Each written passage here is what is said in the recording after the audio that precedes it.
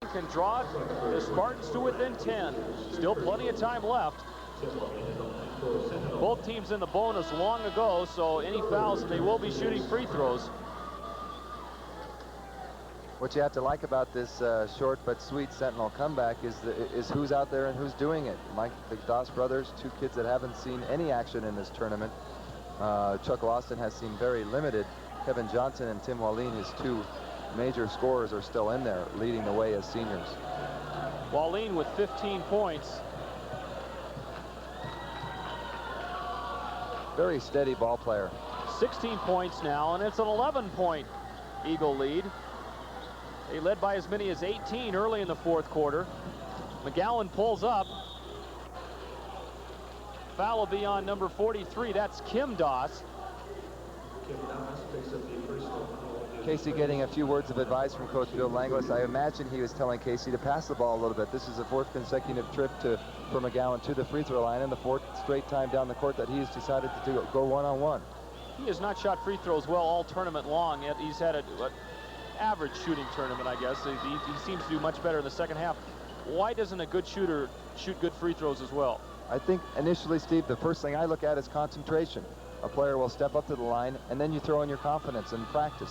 Those are the three things that makes a good free throw shooter. Your concentration coming from confidence, and all that hinges on how much you practice.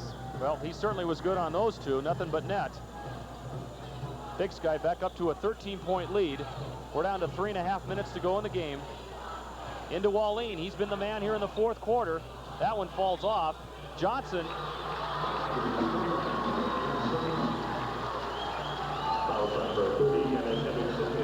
Kevin Johnson can again try to bring Sentinel to within 10. 3:19 left to go in the game. Kevin Johnson with 14 points tonight. He's had 15 in the first two games, both against Capital and Great Falls. Malloy slows it up for the Eagles. They are protecting an 11-point lead with just over 3 minutes to go in the game. Battle for third place in the state AA championships. McGowan on the baseline.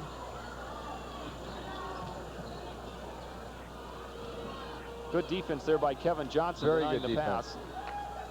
And now they call a foul away from the ball on number 30, Dennis Hendrickson. He accidentally hit Kim Doss in the mouth. Right across I'd say that was a pretty potent left cross there from Dennis Hendrickson. There's a good shot at Dennis Hendrickson as he's just fouled out. 65-54. Big Sky over Sentinel. 2:54 left to go in this game. Getting back to that other end there, that was very good denial defense from Kevin Johnson. He got his left arm around Casey McGowan. Casey McGowan could not get the ball.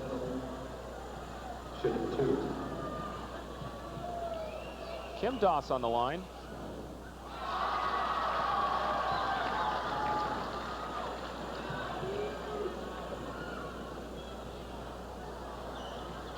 Second free throw is no good.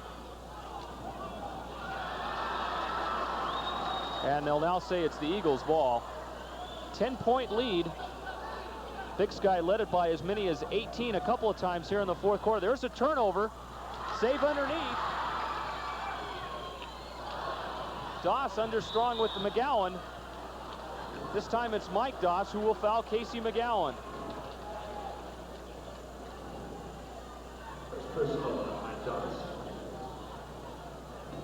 Coach Bob Lum obviously looking to the future here a little bit, putting in the Doss brothers, Kim and Mike, who are getting some valuable experience here as a freshman. They're going to be around a long time in the purple.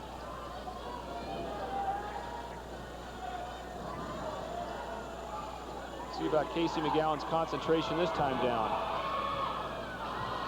Technically, that's a very sound-looking free throw shot. He keeps his head steady, and he gets good bend from his knees. And a lot of people who watch free throw shooters, the ones that excel are the ones that get good body extension all the way from the ankles up. He's now made 4 free throws in a row, and that's helped Big Sky protect what is a 12-point lead. 2:40 left to go in the game.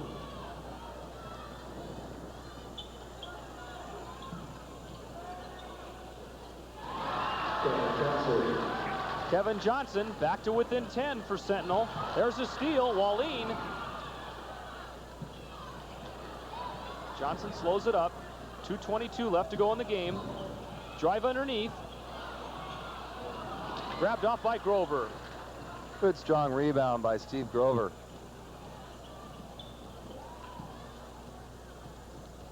Malloy against double teaming. Hoos along the baseline. Good defense by the Doss brothers. The Eagles will maintain control.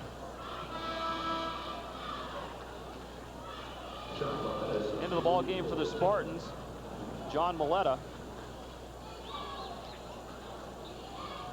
Under to Grover. Nice block by Johnson, but they say he got him with the body.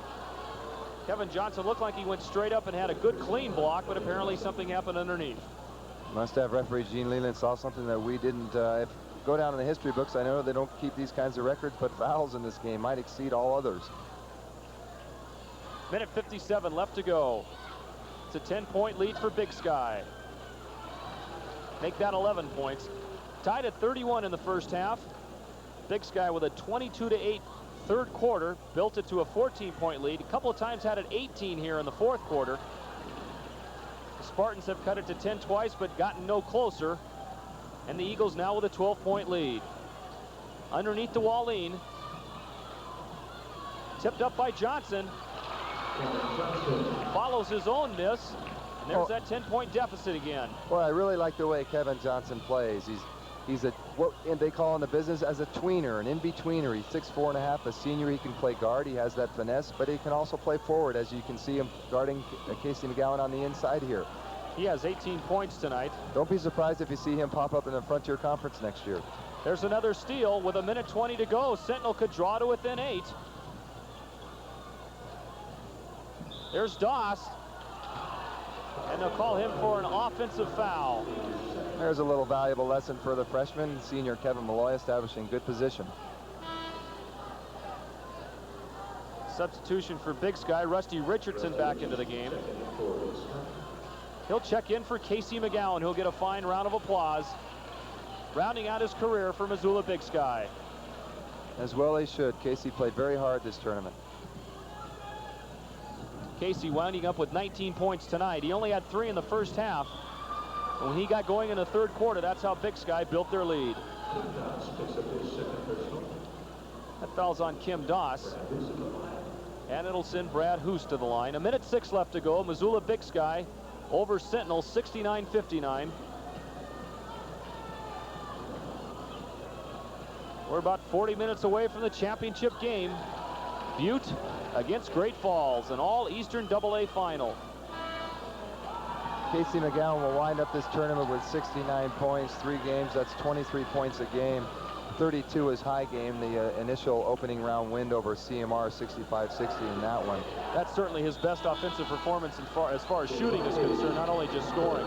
Certainly was. To put it in perspective for you, though, Trevor Meyer of Missoula Hellgate had 87 points over a 3-game period. There's Brad Hoos going out and getting a fine round of applause. Hoos and McGowan winding up their career. There's Johnson from way out. Doss with the rebound. Get in there. Puts it back out. They fumble around. Grover comes up with it now. We're down to 50 seconds left to go. 71-59. Big Sky on its way to third place in this tournament. They'll take it, but I know they wanted to be in the championship game that follows.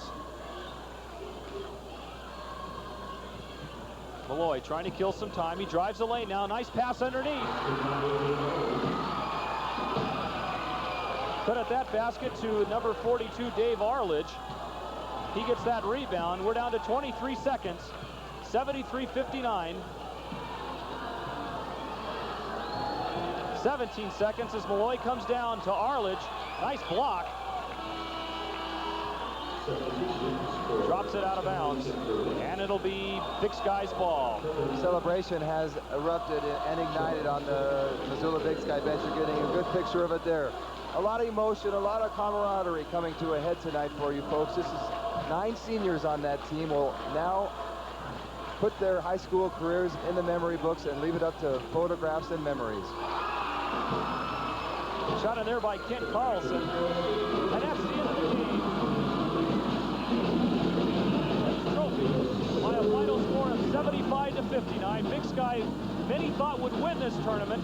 They did not. They were upset by Butte last night, but give them credit for coming back tonight and playing tough and defeating their crosstown rivals for the third time in 4 outings this year.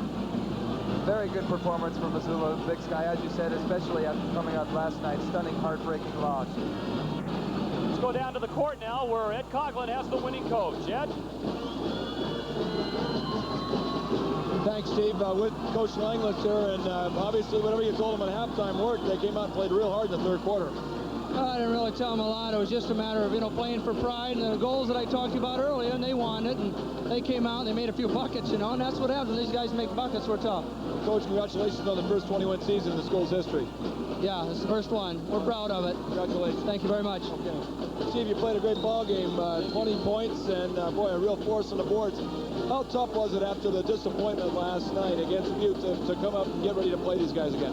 Well, we set a goal to take first, and everyone was kind of down after last night, because we knew that we weren't going to be able to reach that goal. And so we just all got together today and decided that we want to still be city champions, and that the inter-city feud made it pretty easy to get up for the game. Okay, how about halftime? You're tied. What kinds of things were you guys talking about as players? Well, we knew we had to come out the first 4 minutes and really set the tempo of the game, decide who was going to win the game. And so we decided to come out and run them. Everyone felt pretty fresh because we got a lot of rest the first half.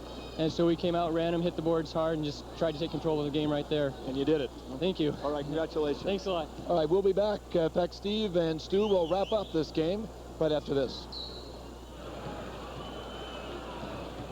The campus University of Montana, where Missoula Big Sky has just taken home the third-place trophy with a tough win over Missoula Sentinel. Simply, Big Sky got the baskets go down in the second half. It was tied at 31 at halftime. Not a real offensive battle at all. In fact, a lot of fouls early on, Stu. A lot of fouls, and that dictated the type of game it was in the first half. Night and day for Missoula Big Sky in this game, though. They had 31 all tie. They were lucky to be that close to be tied at halftime. They only shot 27.5% in the first half. Not many games you're going to win with that kind of shooting, but to their credit, as Steve Grover said, they wanted to be the city champions. They came out and played hard this second half. Okay, we'll take a look first at Missoula Sentinel scoring. Kevin Johnson with 18, Tim Walline with 16, Brian Harmon with 11, Maralt with 6, Boston with 2, Maletta with 2, Clausen with 2, and Kim Doss had a late free throw. For the victorious Missoula Big Sky Eagles, Steve Grover had 20 points, and he really got off to a very good start tonight. Casey McGowan only 3 points in the first half, but he winds up his career with 19. Brad Hoos with 9, Hanich with 9, Malloy with 8, Carlson with 6, Hendrickson with 2, and Arledge with 2. So there we have it. Missoula Big Sky wins the inter-city rivalry to take third place. And we're going to take a commercial break now. We'll be back with Ed Coughlin right after this. A championship game between Great Falls High and Butte. You see the Great Falls Bison warming up behind us. A lot of the talk that Steve and Stu have been making the last couple of nights about the big men in the tournament. We thought that there's a little man you want to see, and you didn't get a chance because his team, Missoula Hellgate, was not a winner in this tournament. In fact, finished in 8th place. But Trevor Meyer, a little 5'9" guard, who was the point guard for the Knights 2 years ago when they took second, scored in 84 points during this tournament, showing that a little man can play this game. MTNZ and Marquand filed this report. 2 minutes to play. Trevor Meyer with 8 points. 2 years ago, the Hellgate Knights made the state finals at Billings. They lost in that game to the Flathead Braves, but they also showed a glimpse of their future in a small sophomore guard named Trevor Meyer. He came off the bench and blasted away for Hellgate. He's kept blasting ever since, setting a school season scoring record last year and setting a single game mark of 37 points this year. To Coach Eric Hayes, it's been no surprise. Hey, Trevor, when he came into our basketball program as a freshman, was one of the finest textbook shooters I've ever seen. Now, there's a lot of great set shooters in high school, but Trevor had the ability to drive hard with the basketball and pull up and stop, what I call on a dime, go straight up in the air and shoot the basketball. And he's got great rotation on the ball. He's got the hand-elbow triangle, as we say. You know, he just does everything right. You know, it was kind of nice to not have to ever work with anybody as far as his shooting goes. And, you know, he's been a great shooter all the way through. Meyer has had to adjust to playing several different roles at Hellgate: scorer, sixth man, and this year, playmaker. Last year, it's more of just a leader on the team, and this year we have a lot of better players and better shooters, and I have more of a team outlook on the game, I guess. Is there one particular role you'd rather play? I like this year the best. I like to make a good pass. I like to score a lot, but like I did last year, but I wasn't an all-around player like I am this year. At 5'9", Meyer is one of the smallest players in the AA, which makes his performance even more satisfying. Trevor is, such a great shooter, and it's fun to watch him when he gets on a tear. We see it a lot of times in practice where he just goes out and dominates practice for 15, 20 minutes, where anytime he touches the basketball, he doesn't matter who's guarding, he's going to put the ball in the basket. And he's had that, happen occasionally to him in a ball game. And in fact, one time this year, he got hot in the third quarter and, tied the school scoring record with 36 points. And yeah, I don't mind my height that much. I think that it's an advantage sometimes, because I can get in there. I have pretty good jumping ability, so I can get in there with the big guys, and also I can handle the ball pretty good, and so I don't think it's affecting me that much. As for Meyer's future, that will be dictated as much by baseball as by basketball. Baseball's my first love, and that's what I want to do. So probably a little easier for a 5'9" guy to play shortstop rather than point guard. Yeah, it's a lot. I don't know. If I could play both, I would, but the seasons sort of mix together, so that's sort of a disadvantage. As for this AA tournament, Meyer lived up to his billing as the Knights' main man, scoring 26, 21, and 37 points in Hellgate's 3 games. Unfortunately, the Knights as a team were not up to the level of Meyer's play. They lost all 3 games, including today's 76-71 overtime loss to Columbia Falls. That means the Knights finished 8th out of 8 teams. Ian Marquand, MTN News, Missoula. Thanks, Ian, for that piece on Trevor Meyer, and it's nice to see a 5'9" player that can play. With me now is the tournament manager for this 1984 State AA tournament, Mike O'Breeze of the Montana High School Association. Mike, first of all, what you characterize from the standpoint of running the tournament, what kind of 3 days this has been? Busy, Ed, very busy, all the way from making sure the bands are sitting in the right place to making sure teams are in the right dressing rooms and making sure that just everything runs smoothly. And I might add, helping out the television people that are covering it. Thank you very much for that. You're welcome, Ed. Okay, a Missoula policeman told me today that, in an unsolicited comment, that from the standpoint of kids behaving themselves and being well-mannered and that kind of thing, that this has been one of the best tournaments they've ever had. That's good to hear, Ed. I think we should give a lot of that credit to the administrations of these schools. They've been very good. They've been with the kids. The administrators themselves have actually stood by the students, and if they see any potential problems, they make sure to handle it. And there really haven't been any. They've been good. Now, we've seen some very, very good basketball, there's no doubt, but there is, I guess, kind of one power over this whole thing, and that is the attendance. This has not been really a well-attended tournament, has it? We're down a little bit over what we had last year here. Of course, Ed, last year we had the biggest tournament in MHSA history. This year we don't have a Flathead or an Anaconda here, and that makes a little difference. Is it because the people come in from the towns a lot more than some of the bigger cities? That's correct. They support their teams very well. They're not saying that Missoula doesn't or these other towns don't. It's just that they really come out in full force. Well, there really is a problem in Missoula, isn't there? In the fact that Grizzlies are here, the Lady Grizzlies are very popular. This is a really basketball heavy town. Very basketball laden. I don't know if that's a problem, but it certainly does maybe take a little bit of a bite out of the high school programs. Okay, now tonight we're going to be doing something in terms of the officials, which I thought was kind of interesting. Why don't you talk about that a little bit? Well, that is something that my boss, Dan Friend, started last year, and just trying to give more recognition to these officials who are selected by the coaches to work these tournaments. So tonight, when we just before we introduce the players, we are going to be introducing the officials who have been selected to work this tournament. Tell just a little bit about them, how many years of experience they have, that type of thing. And they've done a great job, really. They have not been an issue, which is always great from a tournament director's standpoint. That is true, and we've got a really good set of officials here. We're very proud of the Montana Officials Association. They're a group that is very interested in improving themselves and also interested in improving what they already have is a good, solid organization. Okay, Mike, thanks very much, and congratulations on a good tournament. Thank you, Ed. It's good to have you here. Okay. Now we turn our attention to the basketball game that's coming up.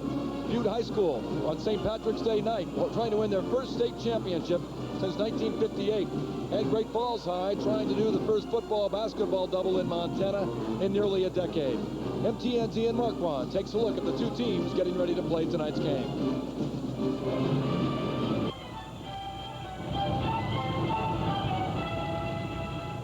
The St. Patrick's Day parade in Missoula may not be quite the same as the one in Butte, but St. Patty's Day will always be special to those from the mining city, and it provides the backdrop for the Butte Bulldogs' attempt to win their first state championship since 1958. The Bulldogs got to the state title game by turning away Missoula Hellgate on Thursday, and then frustrating a stubborn Big Sky team last night, 64-59. That game was characterized by fine performances by senior forward Tom Hemmert, who scored a game-high 20 points, and guard Mickey Tuttle, who hustled and hassled all night long. Here comes McGowan, and they call the offensive foul. Good defense by Mickey Tuttle. Very good defense by Mickey Tuttle. Good call by the referee. The surprising aspect of Butte's game was that junior center Chris Rasmussen, normally the offensive spark plug for the Bulldogs, scored just 9 points. So maybe the lesson of last night's game was Butte has some balance. Great Falls has balance too. Outside, there's the remarkable Brad Salonen, whose 24 points led all scorers in the Bison's 65-57 defeat of Missoula Sentinel in the semis. Inside, there's Scott Webb, a 6'2" bear of a player who scored 14 last night. Together, they answered every Sentinel rally and set the stage for a remarkable story, a possible Great Falls double championship in football and basketball. Well, we have set up the game for you. Great Falls High against Butte High. As you know, the Bison have won 2, the Bulldogs 1 in this rematch of the Eastern Division Championship. Steve Yonke and Stu Van Horn will be back in 1 minute to set up the ball game for us. Horn back here live at Dahlberg Arena, and you can see the nice people at the University of Montana giving us a warm welcome here. We are just about set to go in the big one. The Butte Bulldogs against the, I've almost forgot who they're playing now, Stu, but it is the Great Falls Bison. I shan't not forget again. We've got all kinds of storylines to go for this one. We've got Butte, as Ed said, who's trying to win both the Class A and AA title within a couple of weeks of each other. And, of course, St. Patrick's Day in Butte. What more can be said there? And, of course, for Great Falls High, they're trying to sweep the AA football and basketball titles. That hasn't been done in over a decade. Let's forget about those intangibles for a minute and really hone in on what's going to happen, the key matchups in this game. Now, as Ed said, each team has won at home. Great Falls owns the season series 2-1 because the Eastern AA final was played at their house. 58-48 the final there. Let's take a look at 3 or 4 things now that really can set up this game. First of all, nobody wins a state title without defense. Analyze both sides of the court for that. Okay, we have contrasting styles in defense. Great Falls High has not played anything but man-to-man defense all year long. It is a sticky man-to-man. They will present a half-court trap man-to-man, a full-court man-to-man defense. They love to play the man-to-man defense. They feel it helps their style get the ball going, up-tempo, run as much as they can. On the other hand, Butte, very deliberate team. They will play a 1-2-2 zone. At most, they will play a half-court zone trap. You will not see them press full court too much.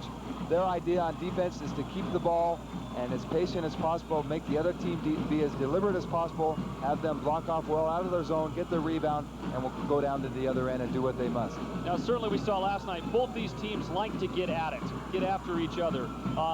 Referees Randy Morrison and Jim Lodge, we saw in game 1 a lot of fouls whistled in the battle between the two Missoula schools. What about this game and foul trouble possibilities, because they both like to get after it? I don't know if foul trouble will be as big a factor in this game as it was before. Tempo, obviously a big key in this game. Great Falls High will want to get the ball out as quick as possible, get up and down.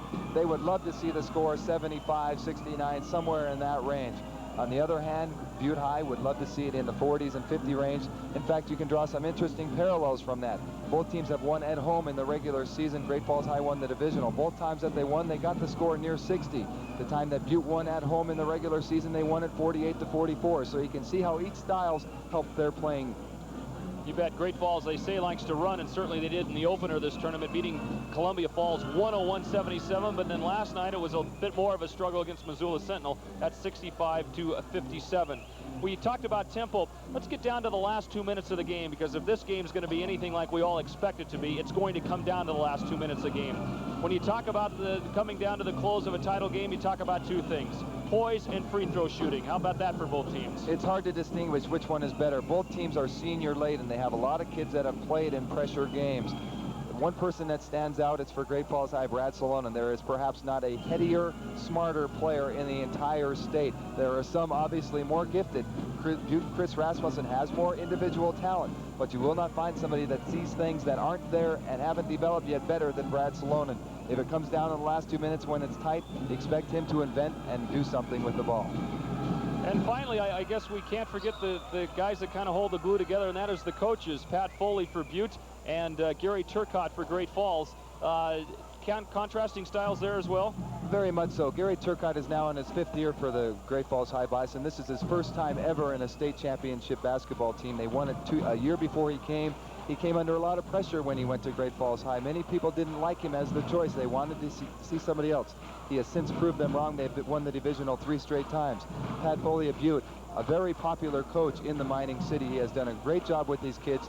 One thing that I enjoy watching about Pat Foley, he has changed with the times. As his players change and players come up and graduate, he's able to see what would best help them and work accordingly.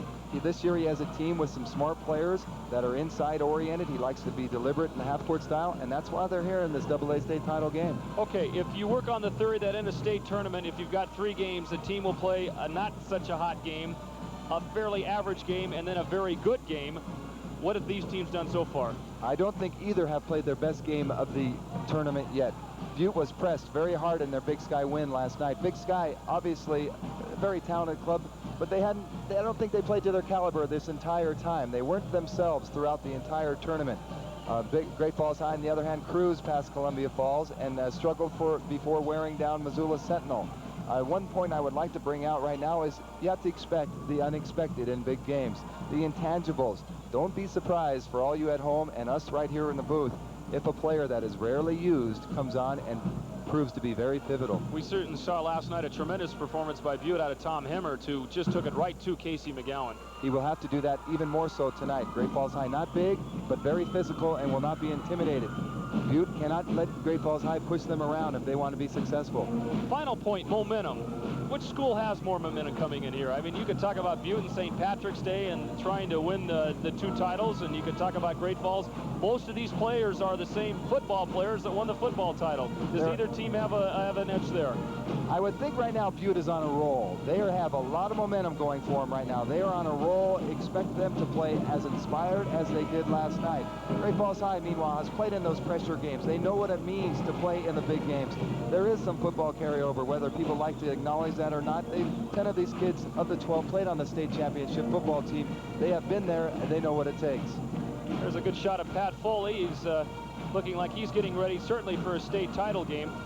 Let's run down what has happened already here today. In the game for 7th place, the first game this afternoon, Columbia Falls beat Missoula Hellgate 76-71 in overtime. Kerry Finberg had 19 points. Trevor Meyer 37, and you saw him in that feature we did earlier tonight. For 4th place, CM Russell defeated Helena Capital 85 to, and there's Gary Turcotte, 85-48. That's a 37-point margin. That is the largest point spread in a state AA tournament game. 4 players in double figures for CMR, led by Scott Hartman with 14. Paul Petrino had 13 for Helena Capital. And in the game that's just completed, the Battle of Missoula's, Big Sky with a big third quarter, outscoring outscoring Sentinel by a score of 22-8, opens up the big lead and goes on to win 75-59. Grover and McGowan combining for 39 points. We've got a lot of introductions that are going to happen here before the game, and some of the people they're going to introduce are the officials. See if we can't get a shot of them, because they have done a fine job this tournament down on the floor. They all are on the floor right now, standing side by side. They come under a lot of scrutiny. A lot of people, love to egg on the referees. They have done a great job. As this year's 1984 state AA basketball tournament officials, selected by coaches of the teams that are participating. At this time, we would like to introduce you to the officials for the 1984 Boys State AA Basketball Tournament. First, we'd like to introduce Mr. Ken Leland. Ken is an insurance agent from Great Falls who has 18 years of officiating experience. Next is Mr. Rick Smith. Rick is a teacher from Kalispell with 12 years of officiating experience. Glenn Welch is our next official. Glenn is a juvenile probation officer from Missoula who has 12 years of experience. Lance Olson is our next official. He's a hairstylist and barber from Great Falls who has 11 years. Next, we'd like to introduce Mr. Jim Lodge. Jim is also a teacher from Missoula who has 16 years of officiating experience. And next, Mr. Randy Morrison. Randy is an assistant junior high principal from Billings who has 8 years of experience as an official. Ladies and gentlemen, these are your 1984 Boys State AA Basketball Tournament officials. Together, they have 77 years of experience as Montana officials. Nice tribute to the officials, Stu, who come here and work just as hard as the athletes do. Certainly they do come under a lot of pressure.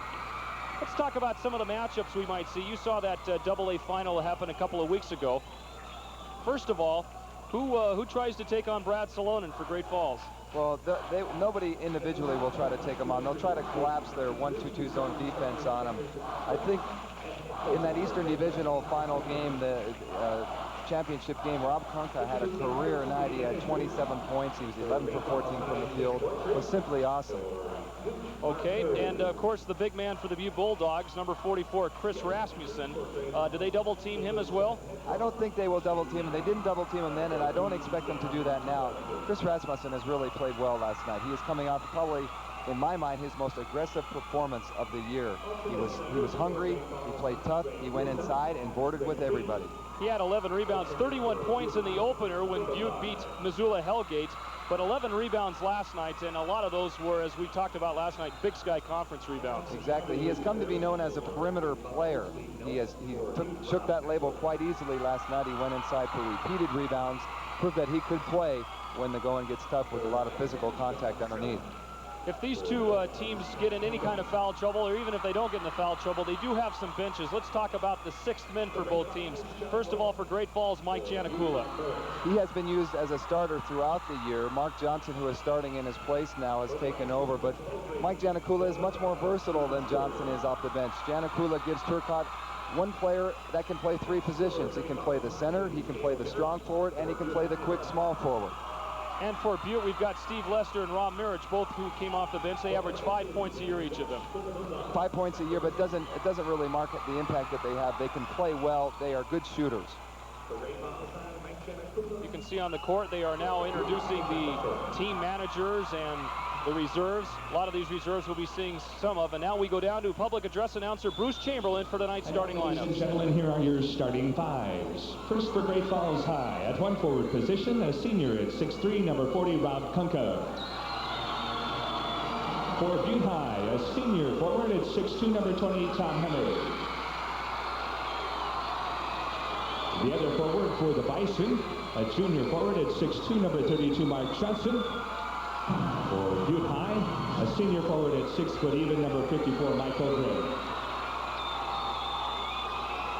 Introducing now the centers. First for the Bison, 6'2", a senior, number 50, Scott Webb. For the Bulldogs, he's 6'6", a junior, 44, Chris Rasmussen.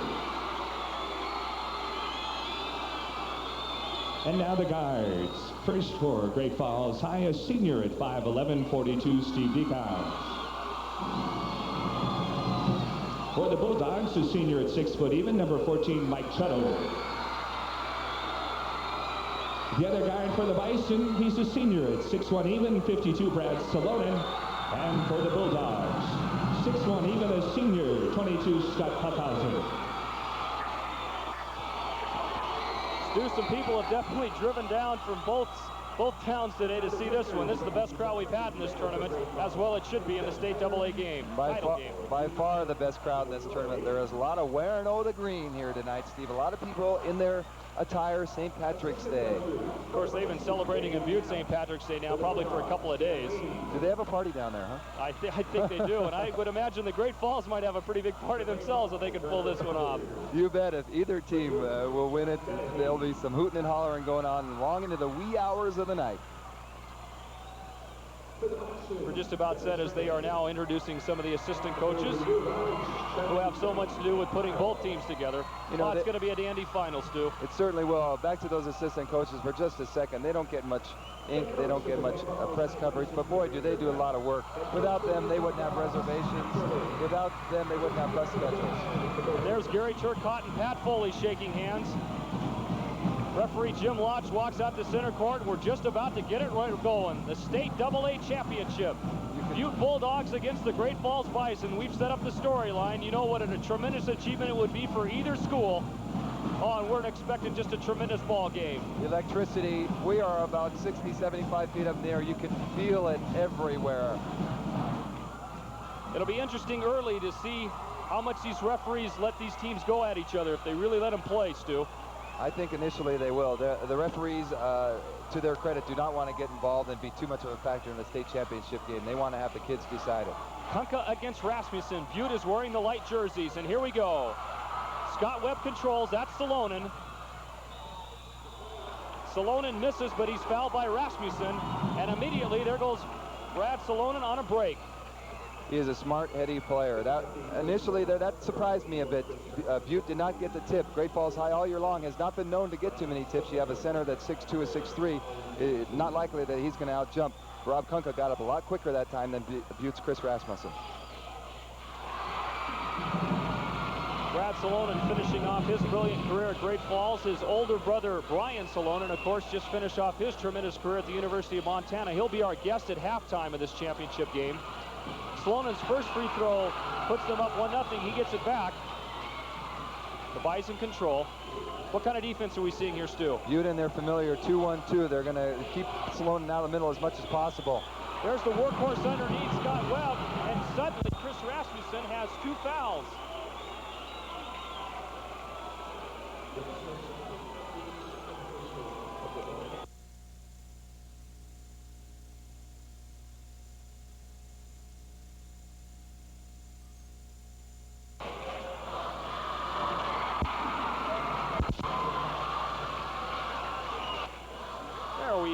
Sorry for the temporary delay there.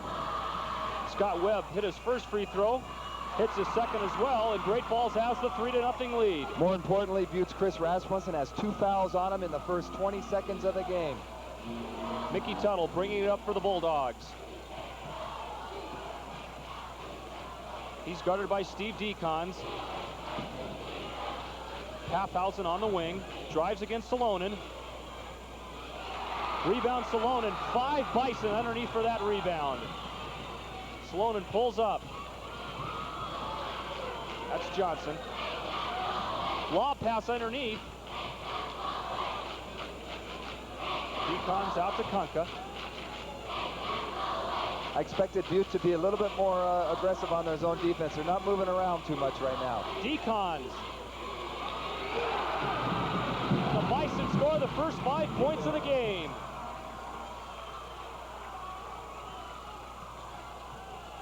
Tuttle brings it up for Butte. That's Rasmussen. Kunka draws that assignment. Ogren. Falls off, and here comes Salonen and the Bison. Salonen will fire. This is rebound underneath by Hemmert. Off to Tuttle, and here they come. 5-0 Great Falls. Opening moments of the AA championship game. Missoula Big Sky taking 3rd place just a little while ago, beating Missoula Sentinel. There's that man-to-man defense we were talking about that worked so well for Great Falls High all year long. Key matchup here tonight, Mark Johnson, number 32 of Great Falls High, on Tom Hemmert, who's a very explosive offensive player for Butte. Paffhausen back out to Ogren. In the lane to Rasmussen. I think Kunka got a piece of that. Ogren comes up with the ball, and they're going to call him for an offensive foul. Good defense by Rob Kunka on Rasmussen. That was Steve Decons taking the charge there. He is known in Great Falls as the Mr. D. He doesn't score too much, averages only 3 points a game, but he loves to play defense. We're 2.5 minutes into this championship game, and the score's Great Falls 5, Butte nothing. Underneath the Webb, the workhorse. Pretty little two-man game there with Brad Salonen and Scott Webb, two seniors that are very intelligent. Scott Webb, a fake left, went to the middle, got the easy jumper. Football score, 7-0, early going. Butte needs a bucket. Webb fronts Ogren, and he'll draw the foul and shakes his head. Yes, I did foul him, ref. Scott Webb does not want to have the first quarter that he had last night. He had 3 fouls in that first quarter. He picks up his first one here, 5:16 to go. Played brilliant in that fourth quarter with 4 fouls last night, 8 points. They get it into Rasmussen. They're going to call a foul there on Decons. And it looks like the referees want to make sure that it doesn't get too physical off the start, Stu. Out of the blocks, they want to make sure each player respects each other, doesn't take too many liberties with their arms or legs. Of course, we saw a tight called game last night in the semifinal with Great Falls. And there's a shot by Paffhausen. And then the refs loosened up in the second half. Length of the court to Salonen, and he knocks down Tuttle. And they call Salonen for the offensive foul. Tough call there, tough call. Brad Salonen shaking his head. Yes, I guess the Great Falls players are going to agree when they foul. Well, they said before that Great Falls High players are very polite. They're polite, but they'll knock you down underneath for a rebound. In a second. Tuttle barking out signals, trying to get his team on the board. Great Falls leading 7-0. That's Ogren against Webb. Rebound by Johnson, and back come the Bison. Salonen sets it up. Johnson, Salonen. In the lane, nice pass underneath the Kunka. Vintage Brad Salonen. 9-0, Butte wants a timeout. They trail by 9. We'll be back after this.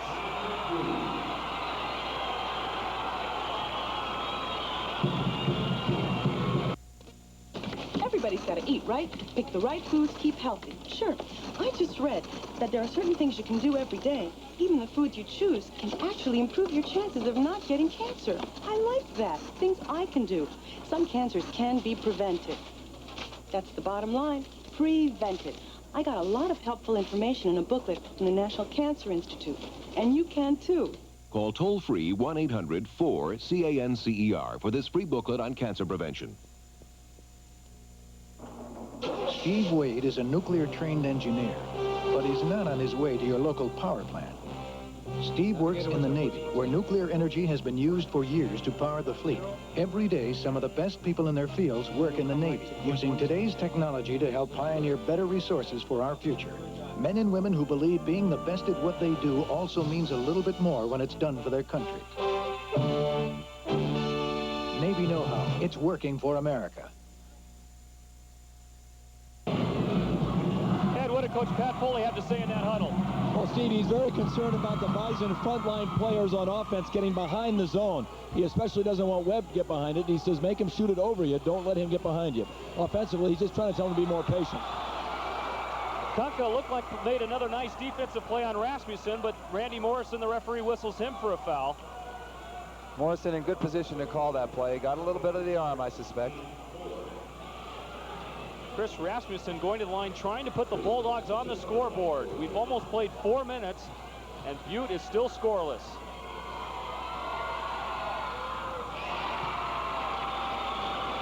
That'll put one up in the lights. It's 9-1 Great Falls.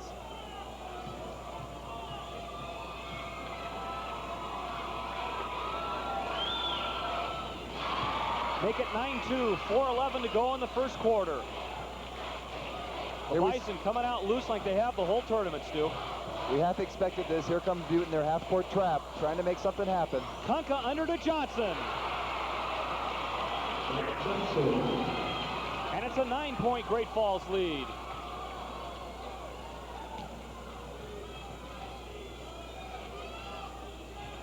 Hemmert on top. Rasmussen, now Webb taking him. Salonen with another rebound. They bring it up in a hurry. Webb is double teamed. That doesn't bother him. Loops it under and misses. Webb stays in there and fights for the ball, and Ogren drops it out of bounds. 3:28 left to go in the first quarter. 11-2 Great Falls. The Bison trying to take the AA football and basketball titles. Salonen. Pass underneath to Johnson. I don't even think Mark Johnson expected that pass. No, that's a set play off the inbounds pass. Brad gets a double pick there and comes around it. 90% of the time will shoot that ball. That time he elected to pass to Mark Johnson, who obviously wasn't looking for the pass. Here comes the two sixth men, as we called them in our pregame show for Butte. Steve Lester, number 24, and Rob Mirich, number 30. Mirich came off the bench last night to put 3 long bombs in. Let's see what he can do now to try to get the offense going for Butte.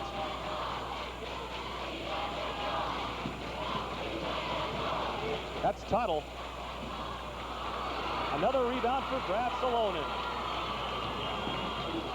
He'll dribble up in the lane. Falls off. Rasmussen pulls it down. That's Steve Lester. Himmert loses it. Decons picks it up. And they whistle him for traveling.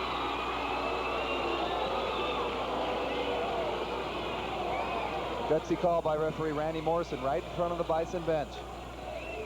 It's 11-2 Great Falls. 2:50 left in the first quarter. AA championship game. Coming to you live from Dahlberg Arena, and we're happy to be doing it on this St. Patrick's Day.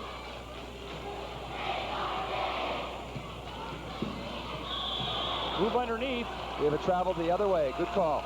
Rob Mirich moving his pivot foot.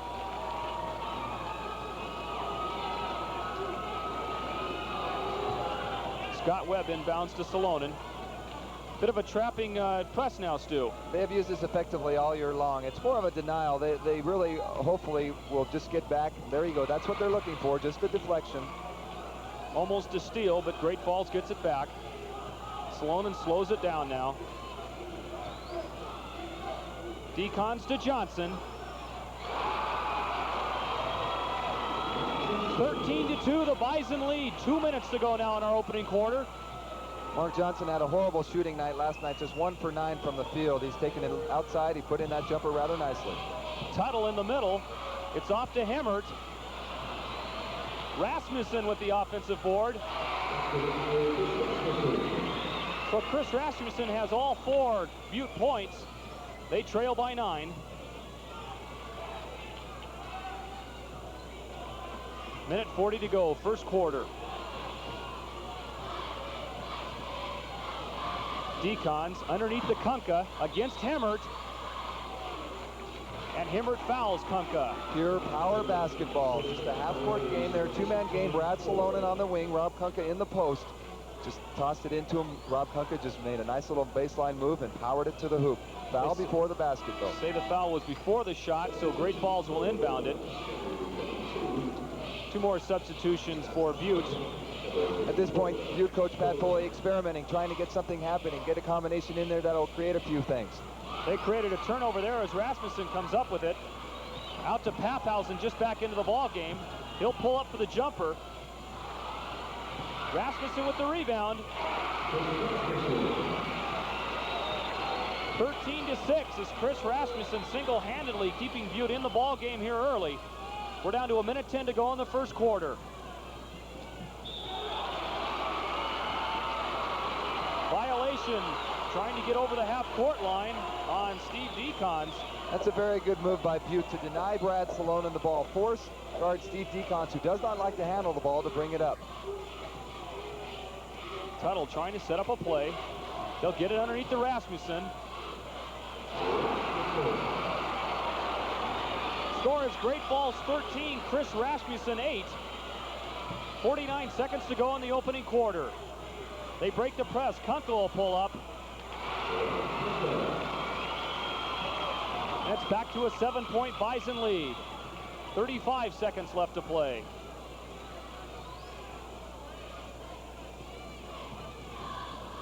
Ogren on the wing. Pathausen, they're looking underneath to Rasmussen. Hemmert will pull up. Tom Hemmert, who had 20 points last night, gets his first hoop tonight. And it's 15-10 with just 15 seconds to go in the first quarter. Sloan looking for somebody to get across the court, and then he throws it away. 9 seconds. Tuttle comes up with 5. They'll have to get it up in a hurry. Tuttle pulls it up. And that's the buzzer. Butte a little rally to pull to within 3. We're back with the second quarter right after this.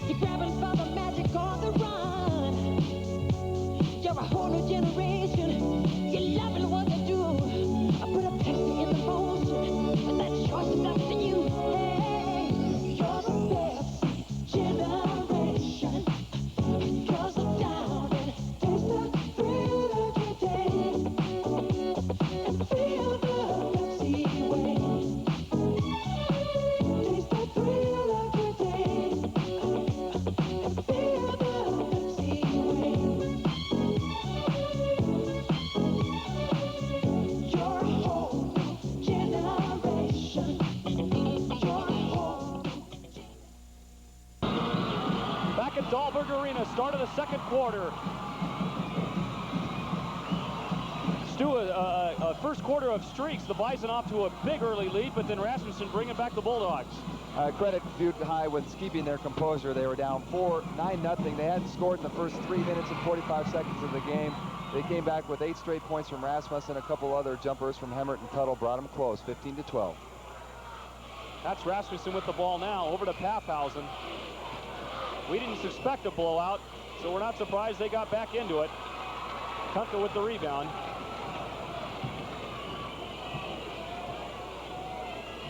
Salonen sets up the Bison.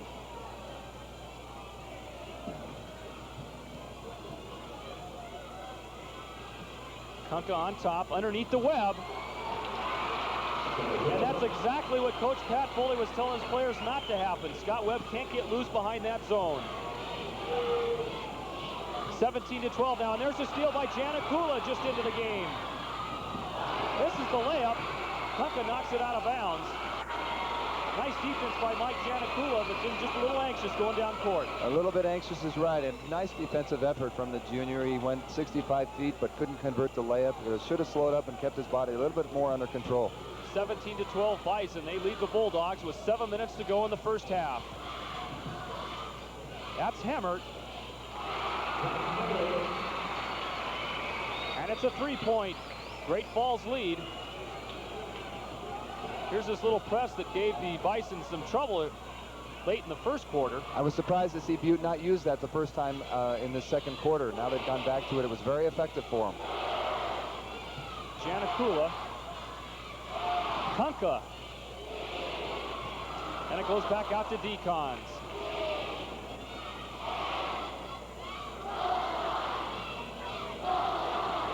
Salonen on the wing. They kick it into Kunka now for the little jump hook. And they call traveling in the lane. And that'll bring Coach Gary Turcotte from Great Falls off the bench. But that play really has to concern Coach Pat Foley of Butte. There's no way Butte can keep and stay tight in this game with Great Falls High if they continue to power to inside like that. Tuttle dribbles up against Decons. Butte down by 11 early, but now they trail by only 3.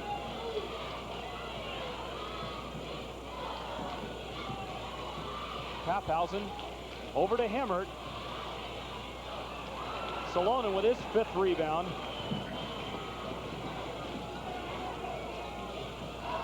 Not many point guards in Montana can grab a rebound on one end and dribble up and set an offensive play at the other. Salonen out to Webb. Tipped up and in. I believe they'll give that one to Kunka. Nice tip by Kunka. And it's a 5-point Bison lead again. 5.5 to go in the first half. Paffhausen. Rebound to Decons.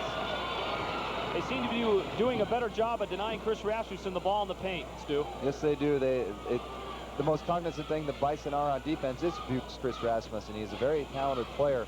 Rob Kunka has a tough task of handling him tonight on that man-to-man defense. Webb with the pump fake. And they're going to whistle him for traveling.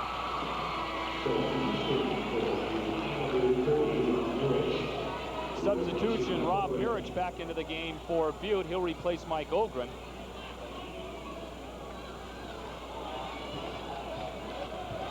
We're down to 5 minutes left in this first half.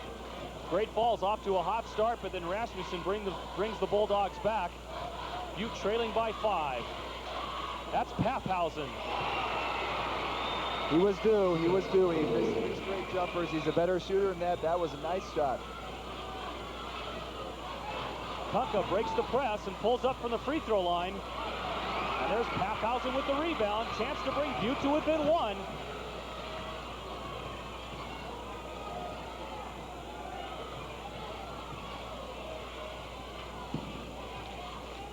That's Hemmert on the wing. Butte should try to take advantage of that matchup. Scott Webb much slower than Tom Hemmert. Paffhausen's long on that one, but Hemmert gets the rebound. Tom Hemmert with 6 points, and the Bulldogs are to within 1. 4 minutes to go in the first half. Salonen settles it down for the Bison.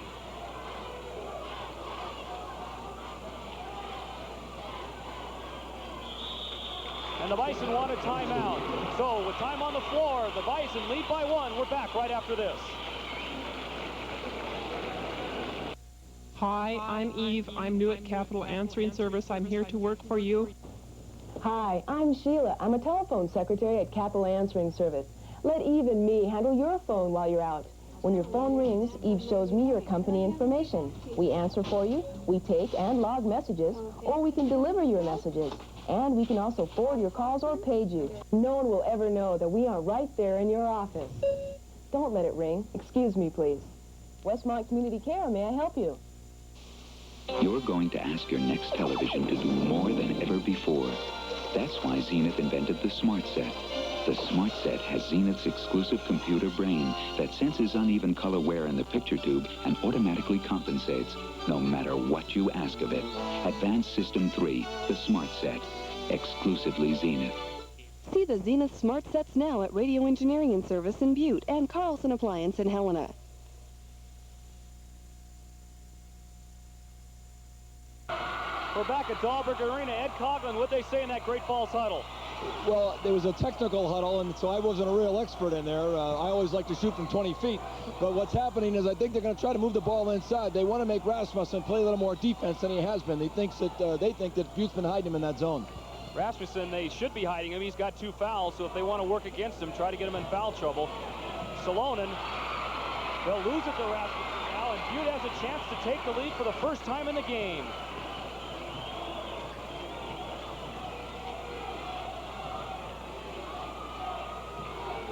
Tuttle sets the play, around a screen by Rasmussen. And with 3:12 to go in the first half, the Bulldogs are in the lead for the first time, 20-19. Another traveling call. Stu, uncharacteristic, I would think, of Great Falls. So many turnovers here in the first half. Very uncharacteristic. I didn't expect it. You have to think, well, maybe they're a little bit tight. They have a lot of seniors on this club. You didn't really expect it. At this point, they are committing a lot of careless turnovers. They certainly didn't come out tight, scoring the first 7 points of the game. And there's Paffhausen moving his feet, and another traveling call.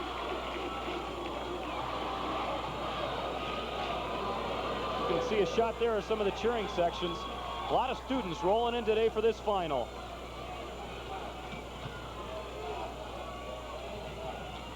Underneath the Webb, he loses the ball to Paffhausen. Length of the court misses. Rasmussen with the tip, no good. Good rebound by Rob Kunka. Stayed with it. Decons to Salonen in the lane. Gets it back and goes up.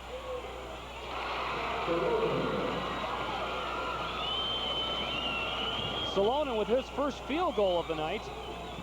Brad started off a little slow. He's been content to pass off. He's made a lot of nice drives into the lane and passed off, and some of his players haven't been ready for it. He's averaged 24.5 games in this state championship tournament. Foul there on Kunka. Credit Chris Rasmussen with drawing that foul. It got Kunka a little bit out of control. He was out of position. He put up the jumper. Kunka used his body, got it in the way, and committed the foul. For the Bison, Mark Johnson coming in to give Scott Blow a rest. Scott Blow a rest? No, that would be Scott Webb a rest.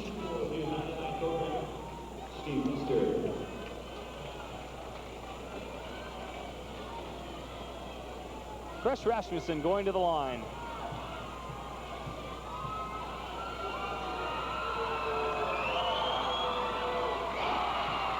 He has 9 points now, and we're tied at 21. 2:10 left to go in the first half.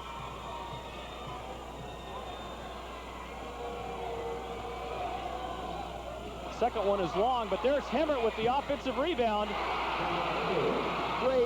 Great individual effort by Tom Hemmert. He went up amongst 3 Bison to grab that offensive rebound, put it in as he crashed to the floor. Great play. Bulldogs up by 2 at 23-21. Just under 2 minutes to go here in the first half.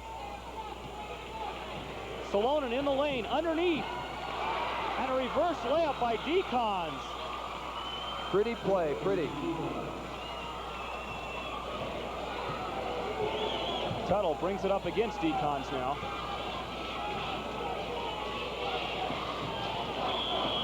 Hemmert gets hammered by Salonen. Both teams in the bonus, so Hemmert will be shooting the 1-and-1.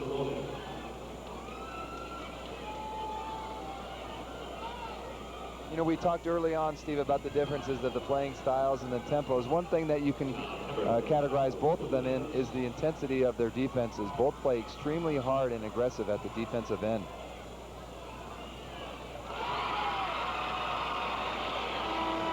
Hemmert's 9-point puts Butte up by 1. Webb, after that quick rest, is back in for Janakula. Substitution for Butte as well.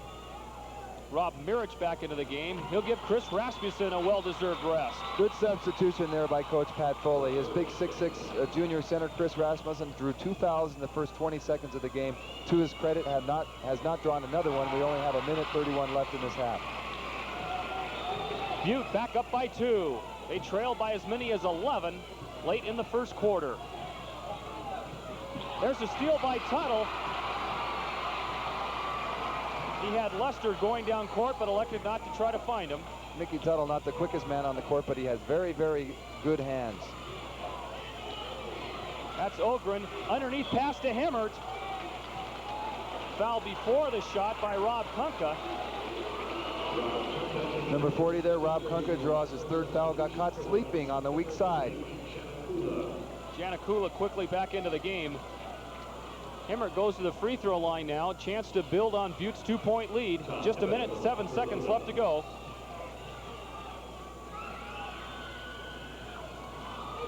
Salonen with the rebound, and he'll be fouled by number 24, Steve Lester.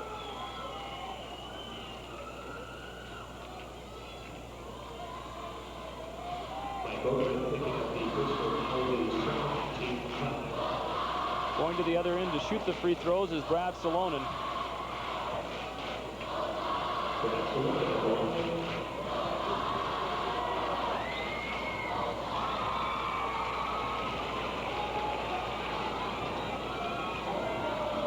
That brings Great Falls to within 1. Last night, Steve, we saw Brad Salonen have a little bit of trouble. A down night for him at the free throw line. Didn't shoot as well as he had liked to from the line. Tonight he is staying with it. He's keeping his arm extended after the shot, well after the shot is on its way.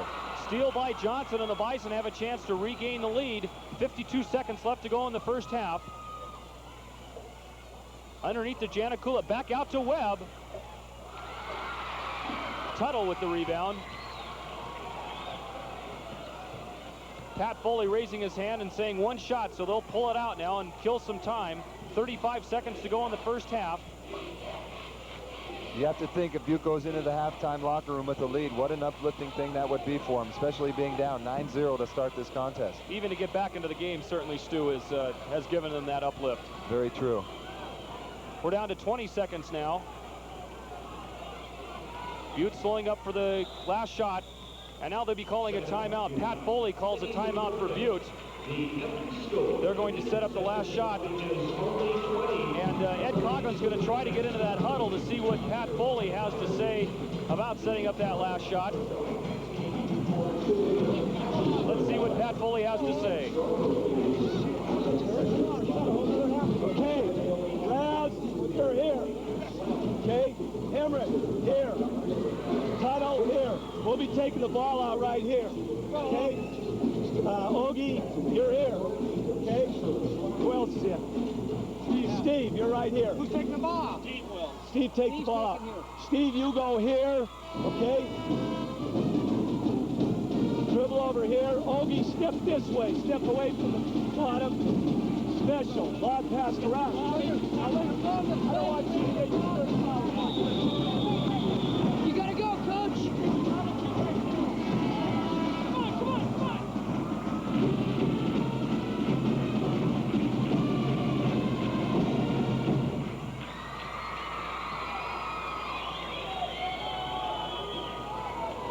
Out on him in the 15-foot range. Look for him to dish it off inside.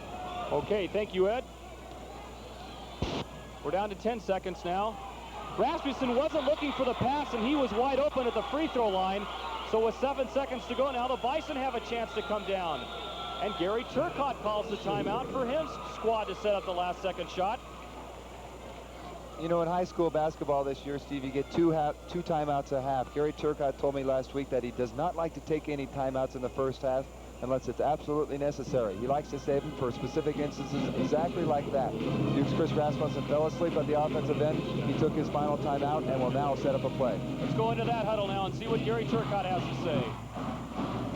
If you got the shot, take it. If you don't, Kula takes it. Now listen, if something goofs up and they go press breaker, get a shot off. 7 seconds, get a shot. Okay? Steve, they want Salonen to take the shot if possible. But what he said, I think you heard very clearly, is if they set it up, make sure we get a shot off. There's 7 seconds left. Gary plainly wants the lead. Gary Turcotte did the same thing last night late in the first half, Stu. He called the timeout with about a minute remaining. He wanted that lead going into halftime. He really likes to have at least a 1 or 2 point pad going into halftime. He feels it really can do nothing but help their club when they come out for the second half. Smart play there by Brad Salonen. Here comes Salonen with 5, dribbles around a screen. With 2, he'll throw it up. It's no good. And that's the end of the first half. We're tied at 25. Ed Coughlin down on the floor now with Gary Turcotte. Ed? Thank you, Steve. Gary, kids got off to a great start and then hit a little flat spot. Yeah, we did. Butte's got some great jumpers, Ed. They're jumping better than they were a month ago. Himmerd and Rasmussen just jumped over the top of our kids in there and got them involved in the ball game. And then the trap bothered us a little too. Early on, you were able to get behind their zone. They seemed to adjust to that a little bit. Yeah, they did. They moved Rasmussen over to the wing, you know, he's so big over there, it's tough to get the ball inside with him. What are you going to tell him at halftime? Well, we got to make a little adjustment against the press, Ed, and I think we have to be more aggressive offensively. We can't let that trap slow us down so much. I think if we hustle the ball up the floor a little bit, we'll get a little quicker tempo in our offense. The running is not going well enough as far as you're concerned now. Right, they're taking that away from us, and that's the best part of our game. Okay, thanks, Gary, very much. Gary Turcotte back to his Bison to give them halftime preparations for the third quarter. Of course, we'll be back with Brian Salonen, brother of Brad, an interview right after this. Well, we're back with our halftime interview, one I've looked forward to for the whole tournament. That's Brian Salonen. Brian, an All-American at the University of Montana, a tight end, also an academic All-American, and a vested interest in this game, I guess, with brother Brad playing, huh? Yeah, it really is, Ed. I haven't, his whole football career at Great Falls High School, I haven't seen him play in one game, and now this really gives me a nice chance to see him play some good basketball, and this game here tonight sure proves that. Of course, your dad's the principal at Great Falls High, so it's kind of a family affair this week in Missoula, huh? Yeah, they're all down, and I think, you know, it's just been a thrill for me to watch him all weekend because, like I said, I've never really had the chance, you know, in the 4 years that I've been here to see him play, so it's really nice. You had a phenomenal career at the university, without a doubt. You were drafted in the USFL, obviously are waiting for the NFL draft. Talk a little bit about your plans now. Well, Ed, I went out to a camp out in New Orleans, which consisted of 24 NFL teams, a combine camp, and then out to Seattle for another camp which took up the remaining 4 teams. And so right now I'm just waiting. All the you know, the stats and how we did at those camps are in, and right now I'm just waiting until May 1st, and me and my representative have been contacting teams weekly and just getting some feeling as to, you know, where we're going to go right now, and waiting for the big day. Okay, Brian, you're the first Grizzly in 20 years, I think, to play in the East-West Shrine game. Obviously, that was a big thrill, and you played really well. Yeah, it really was for me to go down there and to play with kids that you read about, you know, throughout my college career and you see on TV, and coaches such as Barry Switzer and Larry Smith from Arizona. It really was a thrill for me, and I think it was a good experience to see, you know, what I'm going to come up against in the next few years. But you obviously saw that you can play at that level, too. I thought so. I was really happy with the outcome, and, you know, just a little bit of more hard work, and we'll see what happens. Let's talk a little bit about that hard work. You are known as a weightlifter of some significance, and obviously Brother Brad has been doing the same thing. What kind of off-season training or regimen are you putting yourself through now? Well, right now I just... I'm lifting 6 days a week and running 4, and it's mainly on my own. Me and a couple other kids, you know, that we're out of the program now, and kind of let Coach Van Diest go work with his kids, and, you know, he still helps out a lot, and I give a lot of credit to him, but, you know, I think now the hard work's begun for me. I've just got to keep trying to improve and work on my speed and my strength, and just give it all I've got now. Brian, when the USFL drafted you, did you give it a serious note, or were you really thinking NFL all the way? Well, not until contract time came up. Me and my representative looked at what they offered us, and the Houston Gamblers are a team which offensively they're run by Mouse Davis, who coached out of Portland State when I played here, and they're not a tight end oriented team. They don't even use one, so we really didn't have much to say about it. And, you know, their offer wasn't a great one, obviously, because they don't use a tight end, so it made my decision a lot easier to wait till May in the NFL draft. Okay, you want to give us a little prediction about what's going to happen in the second half? You're an old Bison star. I hope those Bisons pull it out. Okay, Brian Slonin, thanks very much for joining us. Thank you, Ed. Brian Slonin, our halftime guest. Steve and Stu will be back to highlight the first half and preview the second after this.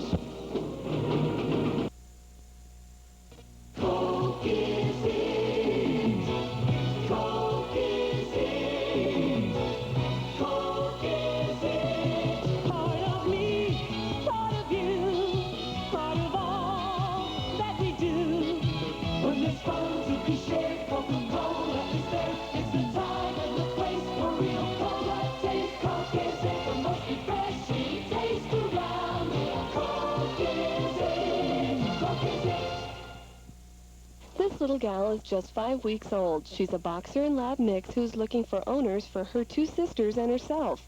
These pups should be medium-sized dogs and of good nature. If you have proper facilities and lots of love, please stop by the Silver Bow Humane Society and have a look at these pups. Visitors are always welcome between 11 and 5 on weekdays and 12 and 4 on weekends. Remember, your donations of cat and dog food are vitally important. Thank you.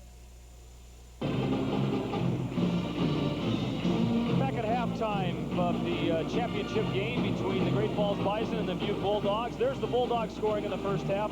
Tom Hemmert, who played tremendous last night to get the Bulldogs into this final, has 10 points. Chris Rasmussen has 9. He scored the first 8 points for the Bulldogs when they got off to that slow start. Mickey Tuckle, a couple of long-range bombs. He's got 4. Scott Pathausen has 2. That rounds out the Bulldogs scoring at 25. For the Great Falls Bison, Rob Kunka with 6, Scott Webb with 6, Brad Salonen with 5, Steve Decons with 4, and Mark Johnson with 4. Very balanced scoring by the Bison. Stu, you have some other stats to look at that might shed a little light on this halftime score. Some interesting things of note right now, Steve. For field goal, we were talking about scoring field goal shooting at this point. Butte 40%, Great Falls High 50%. A bit deceiving though, both teams have made 10 field goals. Butte is 10 for 25, Great Falls High is 10 for 20. A couple of individual statistics of note for Butte. Scott Pathausen, who needs to have a good outside game, is only 1 for 6. Meanwhile, Tom Hemmert is a hefty 4 for 8 inside. Most surprising statistic to me in this first half is Brad Salonen. He has 7 rebounds, but he's only 1 for 5 in the first half. And something, Steve, I think we want to talk about is his tentativeness that he showed in some of those waning moments of the second quarter. He didn't drive the lane with the authority that he has the first couple of nights. Some of the interesting things about that was he tried to drive the lane a couple of times and passed off, which is uncharacteristic of him. Usually he will draw the foul or put the ball up. Okay, both teams coming back on the court. We're going to try to get a word with Coach Pat Foley when he reemerges. You know, we talk about the jitters, and Great Falls, so many turnovers there in the first half, yet they score the first 9 points of the game. You would have thought that would have gotten the jitters out of them. What can you say about that? You go up 9-0, you couldn't think you'd be any more relaxed than you would with a 9-point lead. But then again, Butte threw that half-court trap at him and really confused Great Falls High. They got a couple of quick turnovers. Brad Salonen made a rare turnover, and things seemed to disintegrate for Coach Gary Turcotte's squad. Okay, we're still waiting for Pat Foley to reemerge. What do you look for here in the second half, Stu? Well, I think initially you have to be really cognizant of the first 3 minutes of each quarter now. Great Falls High does not want to have to worry about coming back. Butte, on the other hand, would really love to see a big lead. All right, Pat Foley's back out. Ed Coggin's going to grab for a quick word. Ed? Coach, what did you tell your kids? They made a great comeback in the first half after that flat spot to begin the game. Well, I just told them we missed our first 7 shots in a row, and we're still tied at halftime. You know, we come out a little tight, and the kids got over that and started running the offense. Like, we can't let the Bisons force style our offense like they did the first 4 minutes of the game. You want to protect that baseline a little bit more, too, I suppose, huh? Yeah, we've got to do a better job on Kunk inside, and also Sloan, and he's got 6 rebounds right now. We got to keep him off the boards. I suppose you remind him about that Eastern Divisional when Great Falls came out of the blocks in the third quarter. Yeah, I think we'll be ready in the third quarter. We just talked about that. We've got to have a good third quarter. Okay, thanks, Coach, very much. Steve, back to you. Okay, thanks, Ed. Let's talk about that third quarter that happened in the Eastern AA. Stu, you were up there to watch that. What did Great Falls do to break it open?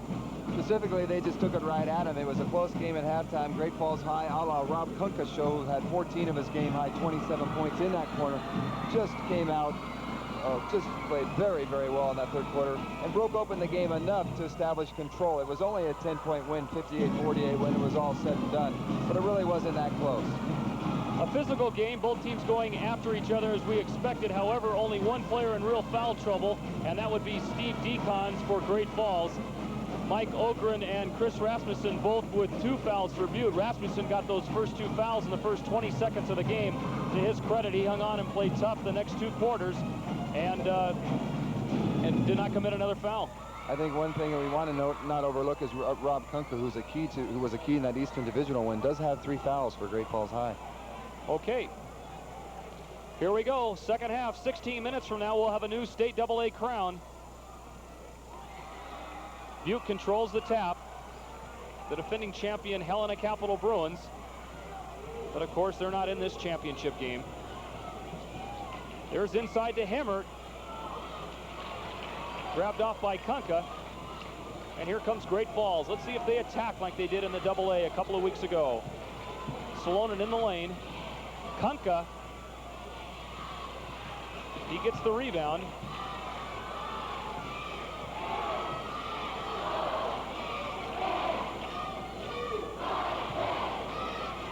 Kunka will try it again. Rebound inside by Hemmert.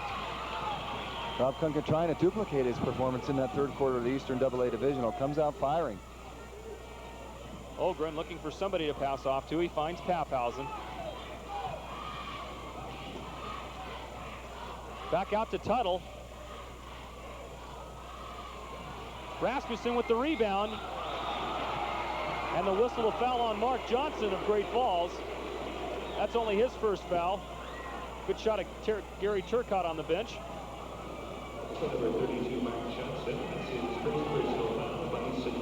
Coach Turcotte has never won the state AA title in his 5-year reign there. In fact, this is his first time into the finals of the AA. Pat Foley pointing a few things out to Papphausen. Meanwhile, second-year coach Pat Foley, he's got to be happy he's here. He's got the green tie on. Everybody wears green in Butte today. You bet. St. Patrick's Day. Sentimental choice.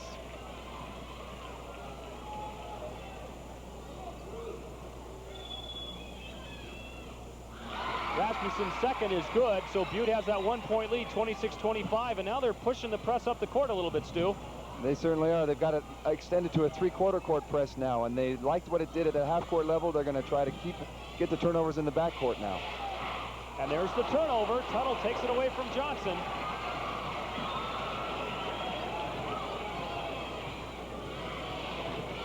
Tuttle against Decons. Rasmussen on the turnaround. And it's 28-25 the Bulldogs. 6.5 minutes to go in the third quarter. Chris Rasmussen starting the second half off just like he did the first half. He had 8 straight points in the first half. He scores the first 3 here in the third quarter. Another near steal by Scott Pophausen. Great Falls High a little bit disoriented right now. This is perhaps the most confused I have seen them all year long. Usually a very heady and steady ball club. They're having trouble with that Butte press. Perhaps a few new niches in it by Coach Pat Foley. Sloan finds nothing underneath. There's Webb. Hemmert. Boy, what a tournament he's had. Used his size very well there. Pophausen against Salone and comes up short. Johnson pulls down the rebound.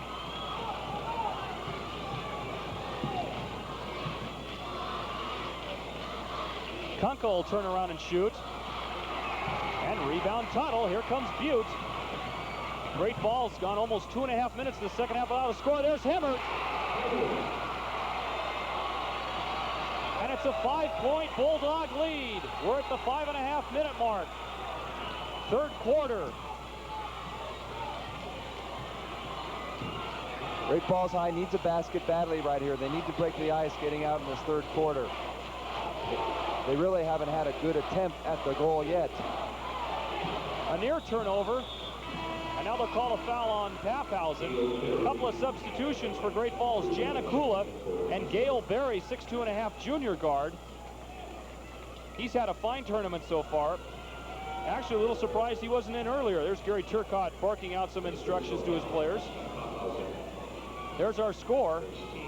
Butte was trailing this game 9-0. Blocked by Hemmert. They'll call a foul on him. First note, Butte High much more active on the defensive end to open this third quarter, Steve. They're really moving their hands and feet well. Tom Hemmert seems to be everywhere.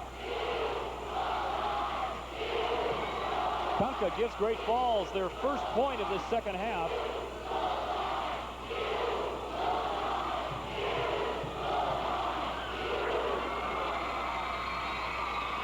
Both of them are good, and it's a 3-point Bulldog lead. 5:05 left to go in the third quarter. The AA championship is on the line. There's a steal by Salone, and he'll go all the way. Tuttle will never catch him. That may be just what Great Falls High needed, a little spark from their senior leader and co-captain, Brad Salonen. 30-29 Butte, 4:40 to go, third quarter. Now all of a sudden the Great Falls High defense much more aggressive. That foul's on Berry. Gale Berry, a junior, the heir apparent to Salonen's point guard position, had a good game last night. You can hear the cheering sections for both schools involved in a little bit of a cheer-off here, as we say. Ogren looking underneath for Rasmussen, knocked away. Butte will maintain control.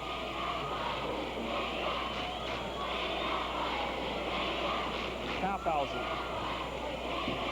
gets it to Rasmussen. And Tuttle will set the offense. Underneath the Rasmussen.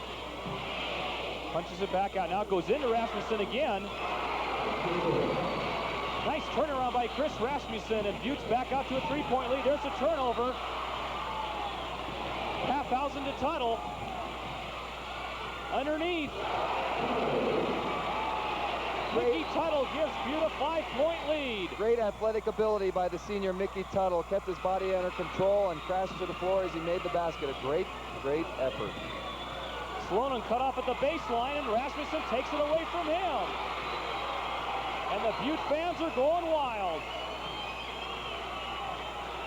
34-29, 3:45 left to go, third quarter. It was tied at 25 at half. There's Ogren. Ogren goes in and commits not a very intelligent foul on Scott Webb. He wasn't going to get around him anyway. He thought perhaps for a minute we were playing football there. Tried to tackle the burly 6'2" center, Scott Webb. There's the big burly man we were just talking about. Into the ball game now for Butte. It's number 30, Rob Mirisch. Sloan gets it across to Kunka. 3:25 left to go, third period. Now here's what Coach Gary Turcotte is trying to do to get Brad Sloan more involved in the offense. Bring Gale Berry in, let him play the point, and let Brad roam the wing and the baseline. Berry. Nice drive in the lane. That could open some things up for the Bison offensively. It's 34-31 Butte. We're down to the 3-minute mark of the third period.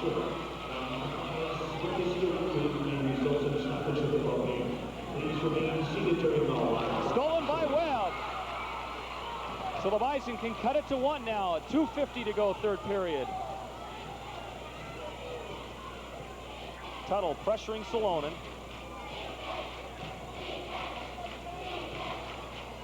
Underneath the Kunka. Back comes Paffhausen and the Bulldogs.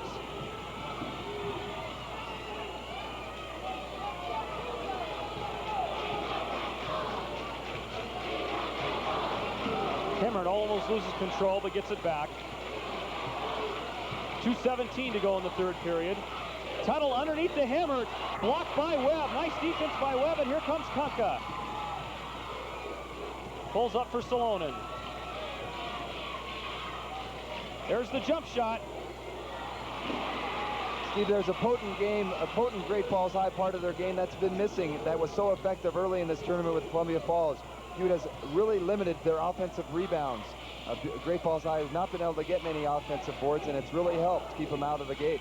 You notice on that last fast break, there was more. Wasn't really a fast break because Butte hustled back. There's a foul on Berry.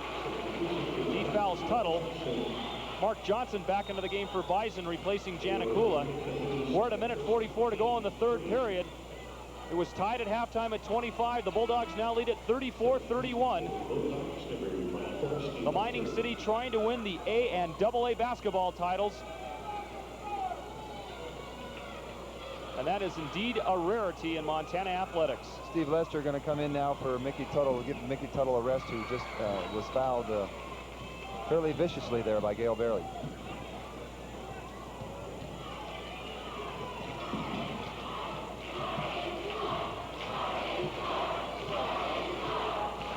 Lester out in front. We're down to less than a minute and a half to play. Paffhausen momentarily open, but they don't get it to him. There's the jump shot from Lester. Excuse me, that was Rob Mirich. And it's a 5-point Bulldog lead again.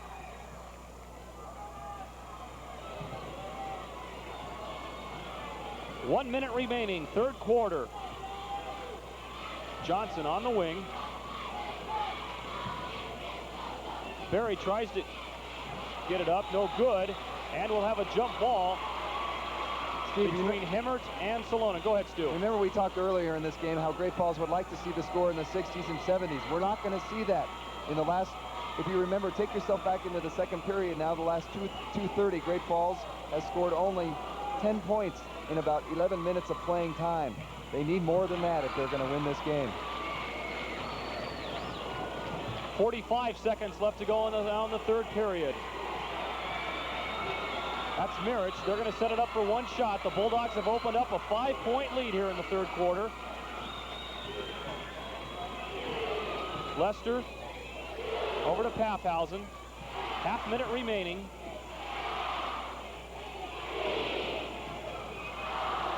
Paffhausen. Lester. 20 seconds remaining.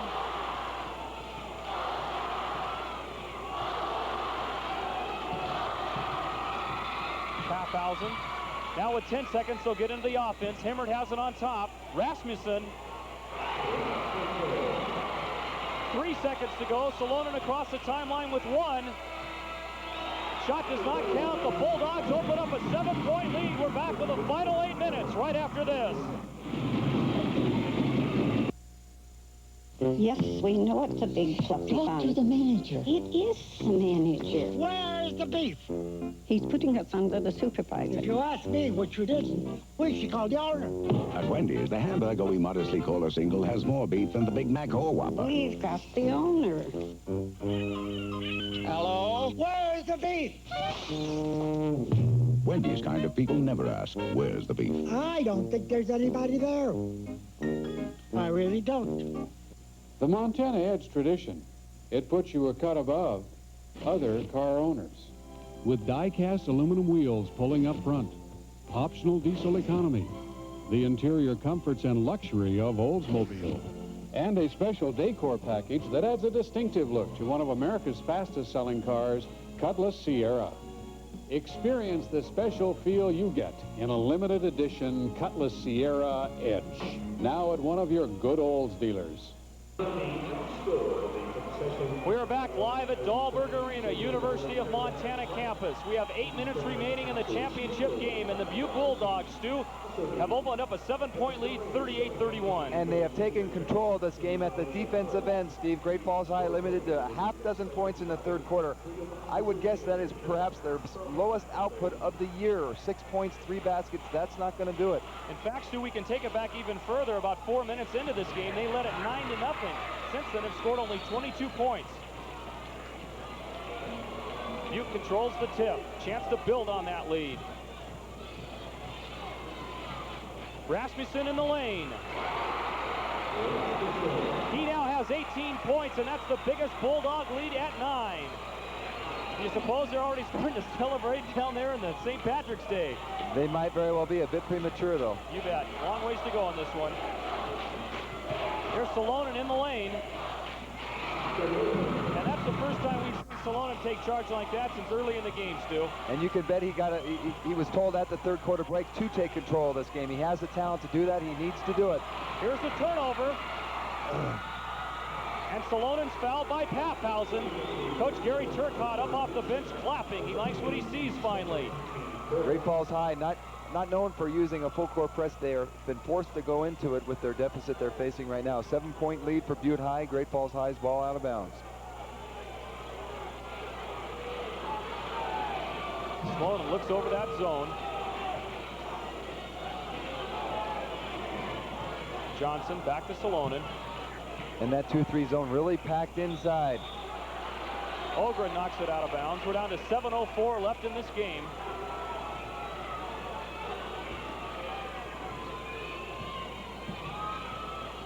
Kunka. And Bison right back into that press. They trail now by only 5. Link to the court to Rasmussen. He'll pull up for the jumper.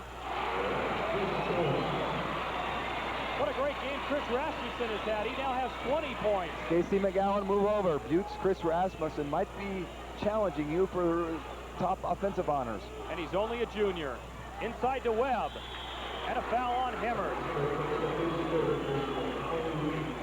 Last night in the Bison's win over Missoula Sentinel, we saw in the fourth quarter where Webb started establishing position underneath, and he starts it off just like that again. Well, I think Great Falls High for a quarter and a half got away from what got them here. They played the inside game. You can bet they got an earful from Coach Gary Turcotte about what they want to do this fourth quarter, and that is to get the ball inside, wear down Butte, just like they wore down Missoula Sentinel last night.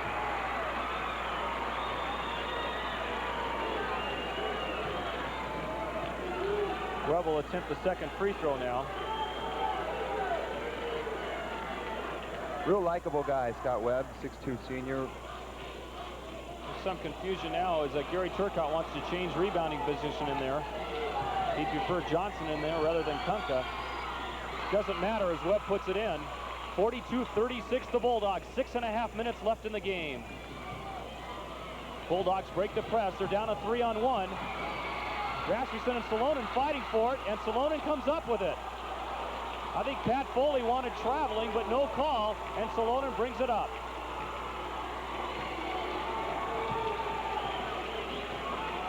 Over to Decons. There's Kunka in the lane. Short, but Decons gets the rebound. And it's a 4-point game. Here comes Tuttle. They look inside for Rasmussen. Oh, underneath to Ogren. Blocked away by Salonen. That, my folks, was with authority, but he did get a little piece of him, I imagine. I think so. And Ogren goes to the line. Nice pass by Mickey Tuttle. That ball ended up in about the fourth row of the Butte spectators.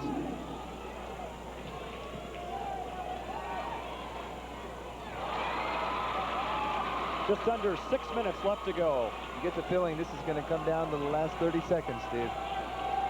As well it should. Double-A title game. That's now a 5-point Butte lead at 43-38. 5:50 left to go.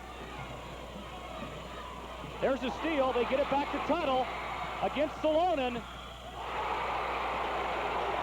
Basket counts and Salonen fouls Tuttle.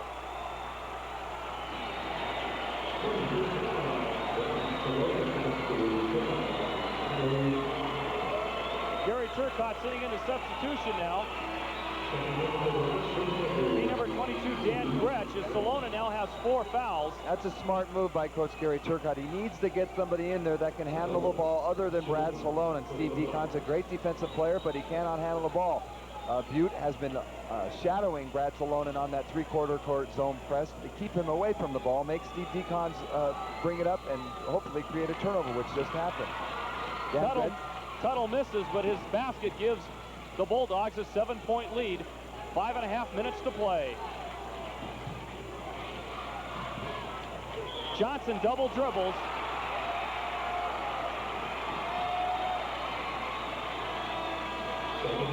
Mike Janikula quickly into the game for Johnson.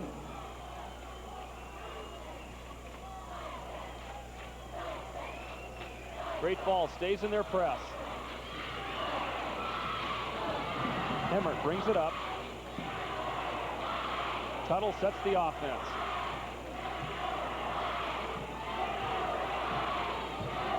He'll shoot. Rebound Rasmussen. Janikula pulls it off.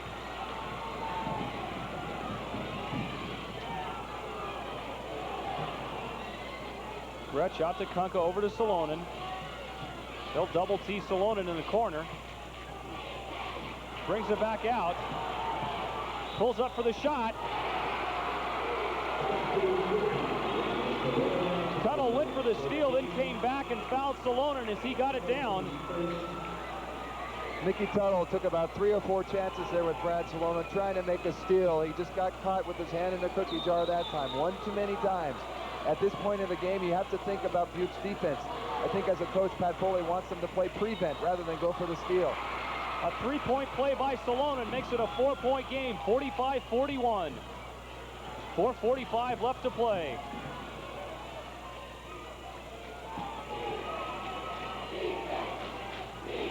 Ogren on the wing.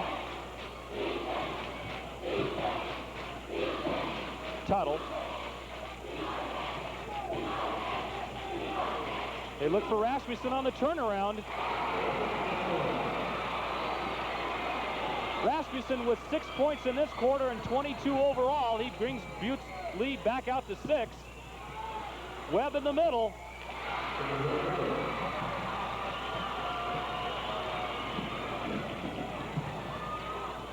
(47-43) the Bulldogs. If Great Falls High is going to stay in this man, which they will be forced to because they are down, Rob Kunka has to do a better job of denying Chris Rasmussen that ball. He wants it. He's hot. He's got to try to get around the side rather than backing him in the low post area there and beating him across the middle. Rasmussen short on that one, but Ogren pulls down the rebound. And finally, Kunka controls.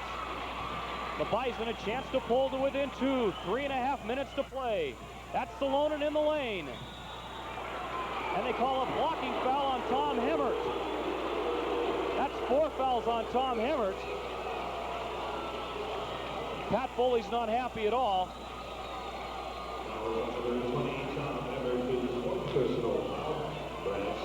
It looks like he will leave Hemmert into the game, however.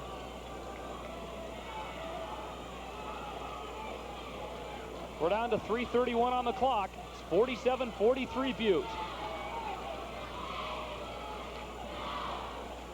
With 3 minutes and 31 seconds to go, Steve, I think Tom Hemmert is going to live and die with on the court. Coach Pat Foley can't afford to take him out. Salonen's first free throw misses. You know, Brad Salonen came into this tournament the leading free throw shooter in the entire 18 field. He was a cool 82%. Last night he was only 6 for 12. By his standards, miserable. His second one, and now the press by the Bison, but the Bulldogs break it. earlier tonight in the showdown for third place. Missoula Big Sky 75, Missoula Sentinel 59. But this is the one they always want to play in, the championship game, and it's been a dandy so far. The Bulldogs, after trailing 9-0 early, there's a steal by Webb. Great Falls High can pull to within 1. Salonen looking under, but nobody there. He gets the screen. Rebound underneath by Janikula. He misses. Tipped up and in by Rob Kunka. And it's a 1-point Bulldog lead now. 47-46 with 2.5 to go. They break the press. Over to Rasmussen to Ogren. Falls out. He goes back up and is fouled. Nice pass by Chris Rasmussen. An unexpected pass from Chris Rasmussen. Okay, timeout called by Great Falls. We'll be back right after this. My teacher told me I should never tell a lie. Good, because? A lie will bring you trouble by and by. Right. Dana? It's an awful thing to do, and it's true as true as true. You'll feel bad and then you'll start to cry.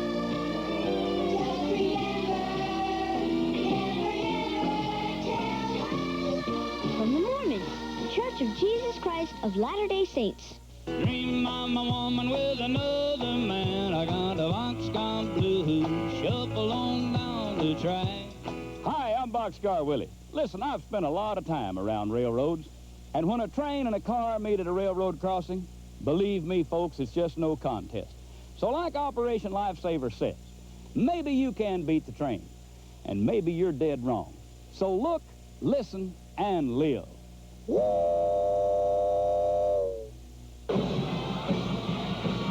back at Dahlberg Arena. Final 2.5 minutes of the state AA championship game.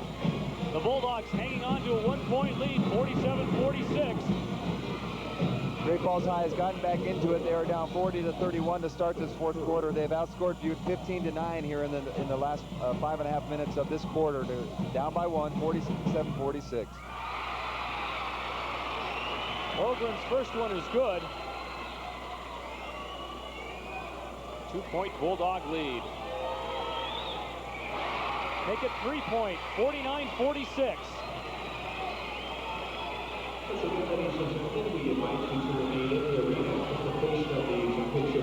Webb, Kunka, Salonen on the wing. Punches it back out to Gretsch. Great Falls High being very patient. There's Webb, misses. Ogren hustles for the rebound. We're down to 2 minutes exactly to play. The Bulldogs still leading by 3. They have a chance to win the A and AA titles this year. They're just 1:49 away from that. Paffhausen drives the lane. And they say no basket. No basket. Referee Jim Lodge called traveling. So it's still a 3-point lead. Great help side defense by Rob Kunka that time. He was there. He saw Paffhausen on the drive and established position. Turnover. Paffhausen comes up with it. We're down to 1:30 left. Tuttle out in front. The Bulldogs lead by 3. That's Rasmussen. Emmert. 1:20 now remaining. Semi-delay game for Butte. They're content. If they don't shoot, they win the game. There's a turnover, however. And the Bison get the ball back. Butte actually, Stu, has handled the ball very well tonight. Exactly. They've a lot of pressure from Great Falls High. It's tough to play against a team that's man-to-man on you for 32 minutes. Kunka underneath. Janikula drives. Offensive foul. And Gary Turcotte immediately off the bench for a timeout. Tom Hemmert there, great play. A great play. You don't teach those kind of things. Tom Hemmert established position magnificently. Now he gets the timeout. The Bison trail by 3. We're going to go to a break and be right back after this. I'm Victor Signori, Director of Admissions at Eastern Montana College in Billings. If you're thinking about college, I would really like you to consider Eastern.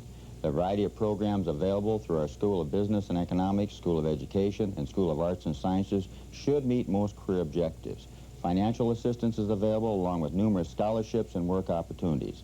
So to find out how Eastern can assist you, contact the Office of Admissions, Eastern Montana College, Billings, 59101, or better yet, come and visit us.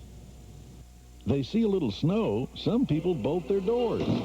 Don't come out till spring. But not us. Come on, kids. First sign of snow, we're raring to go. Winter fun's going on all over the state. Montana in the winter. Fun in your own backyard. Enjoy it all. Go cross-country or downhill skiing. Go snowmobiling or take a sleigh ride. The wonder of winter is all around you. Oh, come on, let's get going. Montana in the winter. Montana. Naturally inviting.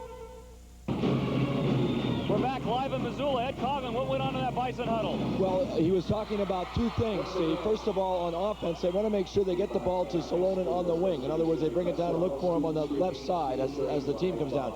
Secondly, in terms of who they're going to foul, he's looking to foul Ogren, and he's also looking to foul Paffhausen saying that they're their worst 2 free throw shooters on the floor. Okay, thanks, Ed. We're down to 50 seconds to go. Paffhausen.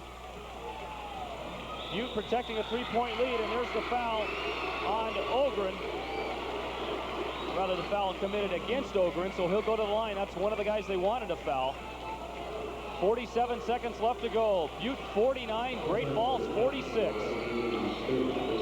Coach Pat Foley, what a job he's done in the state tournament. He has done a magnificent job. He's really brought these kids, peaked them at the right time. Kunka pulls down the rebound. Great Falls with a chance to pull to within 1.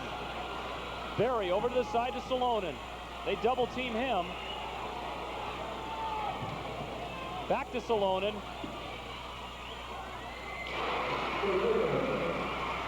Clutch shot by Brad Salonen. It's a 1-point game with 26 seconds left to go, and there's a foul.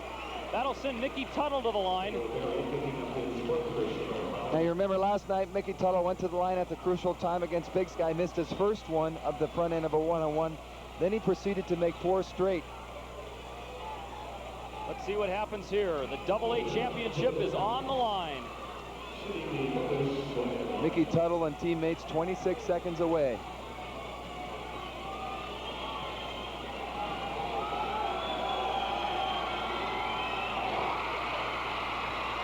Nothing but net, as they say, and it's a 2-point Butte lead. You can spell this pressure with a capital P. There's a lot of people down below us dressed in maroon that are ready to explode if they can hang on. I'm glad we're up here.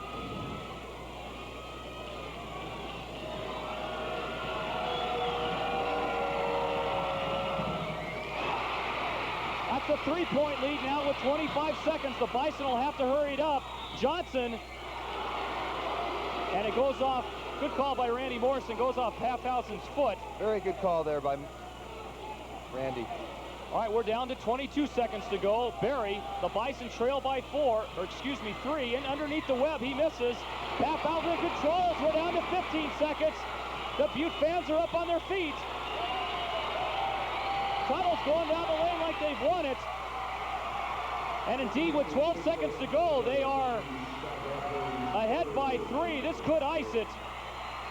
The Butte Bulldogs ready to pull off another big upset. They're already jumping up and down on the bench. A lot can happen in 12 seconds. This is one of the most emotional games I have ever witnessed. You know, Stephen, I think while we have 12 seconds left here, we should acknowledge one thing, and that is the caliber of the athletes, all 10 of them on the floor. For that matter, all 22 on both teams. It's simply great.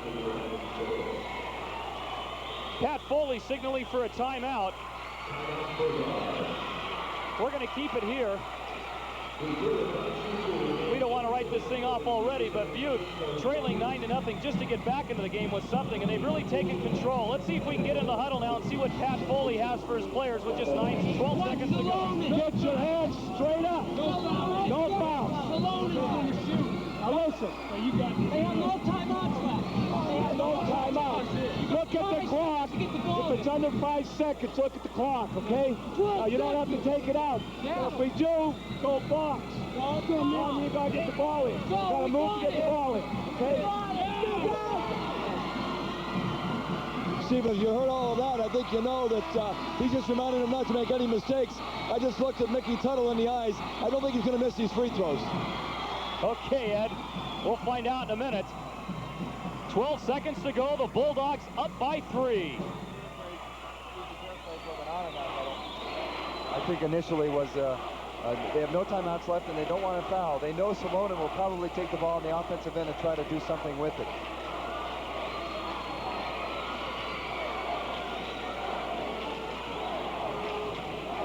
Tuttle eyes the bucket.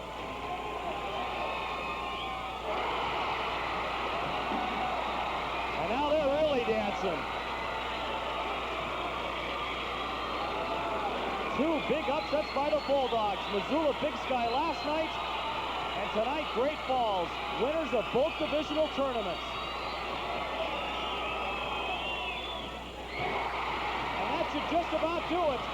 5-point lead, down to 10. Salonen with 8. Drives underneath. The City of Champions, they've done it again.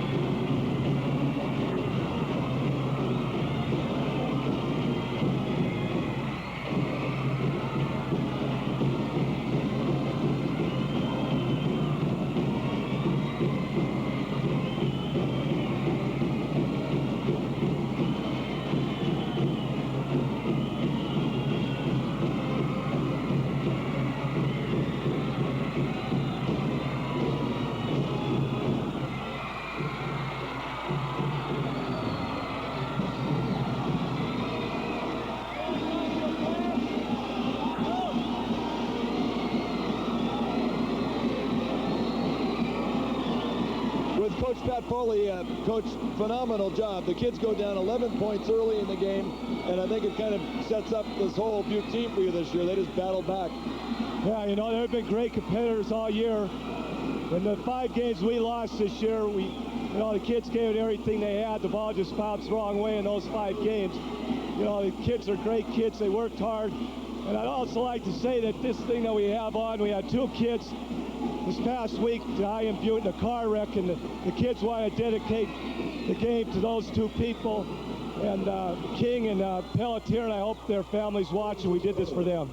Pat, that's an excellent move. Let me ask you about the significance of winning a state basketball championship on St. Patrick's Day, which is a feast day in Butte.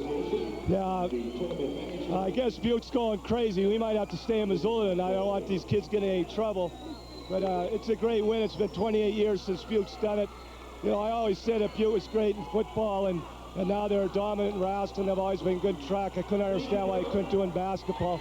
And I think these kids have just started something at Butte High School. Okay, finally, really quickly, the Butte Central Maroons, your alma mater, won the Class A last year, or last week, I should say. Did that help this week? Yeah, I think so. We sent a card over there congratulating them, you know.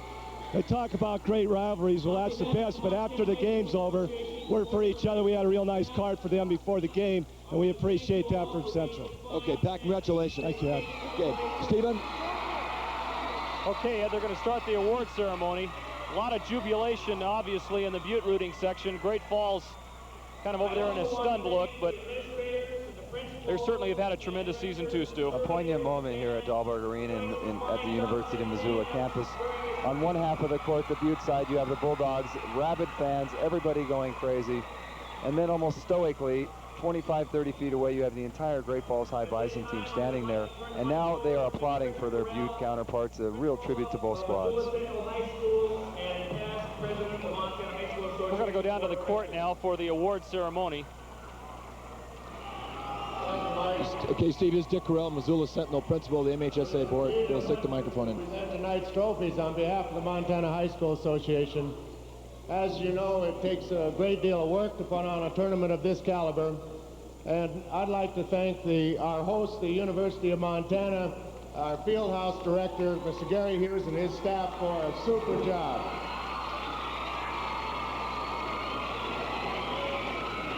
I'd also like to thank Mike Cobreeze and Shar Ford from the Montana High School Association. And now for our first award tonight, would team representatives come forward for the consolation championship, 4th place, the CMR Wrestlers.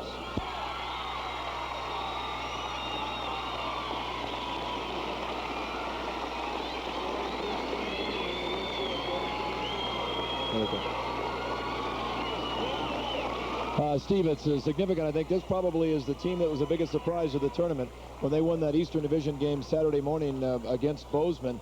A lot of people were wondering if they should be here or not, and they came down and played real well, and we only came within 4 points of knocking off Missoula Big Sky. The Rustlers also a lot of good-looking juniors, so next year they could be a factor. State record, 37-point margin of victory over Capital this morning, Ed. That's the largest point spread in state AA tournament history. Our next award is for 3rd place. Would representatives from the Big Sky Eagles please come down?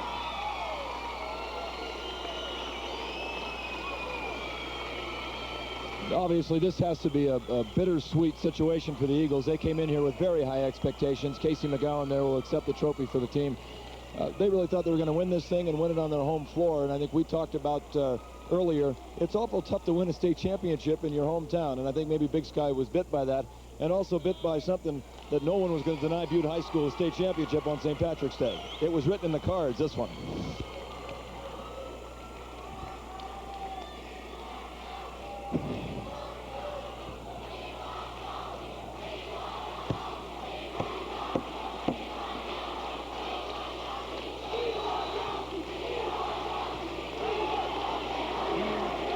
I think they want you, Stephen. I think they do.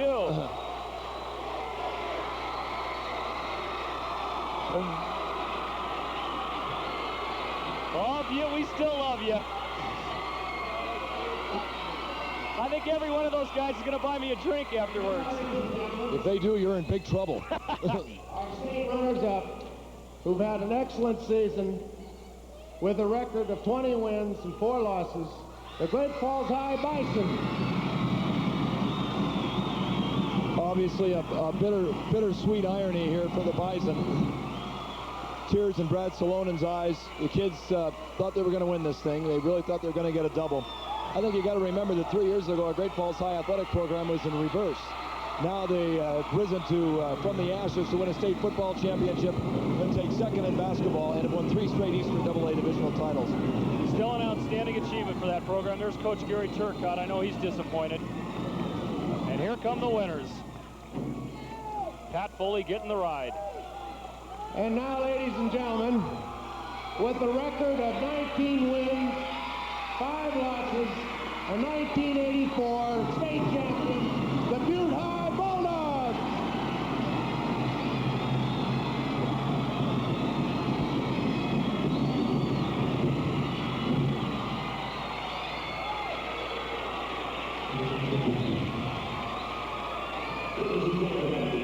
Montana High School Association and all the schools participating in this tournament.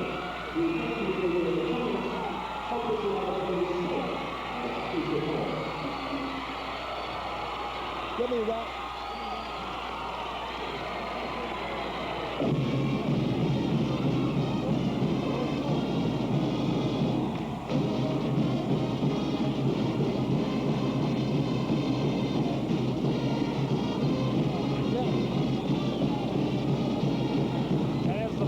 Goes up, a net's going to come down. Mickey Tuttle, the first to climb up on top of the backboard. What a gutsy tournament he had, Stu. He played wonderful the whole tournament, Steve. I think the thing I like most about Mickey Tuttle is that he's not quick, he's not gifted, and he's not the best shooter out there, but boy, does he find a way to get it done. Meanwhile, at the other end, they've got a ladder out to help them tear down the nets. A AA rarity.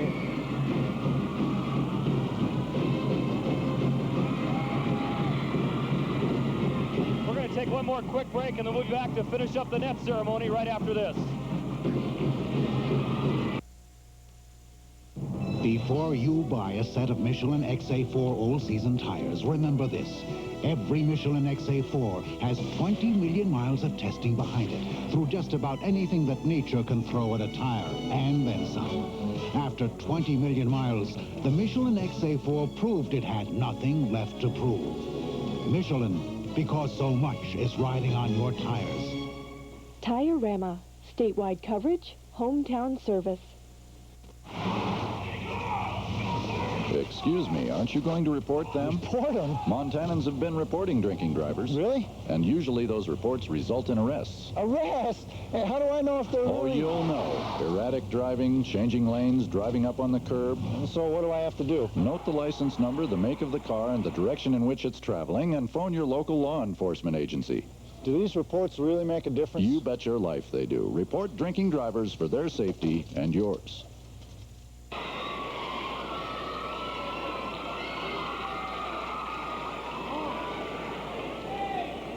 Now at Dahlberg Arena, where the Butte Bulldogs are tearing down the nets after defeating Great Falls for the AA state championship, score 53-50. They pulled two big upsets, but then on St. Patrick's Day weekend, I guess we couldn't expect much less, could we, Stu? Sentimental favorite, the wee hours of the morning. They are really hooping it up right now. You have to really enjoy this. Let's go down to the court to Ed Coughlin.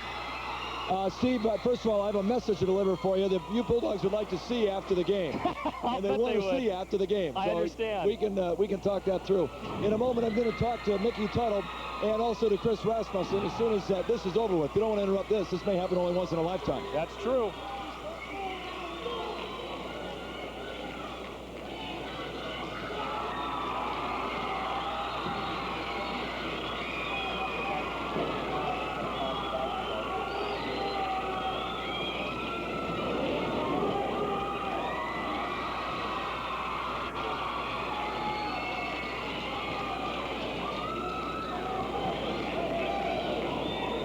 Only a couple of strands left on that net.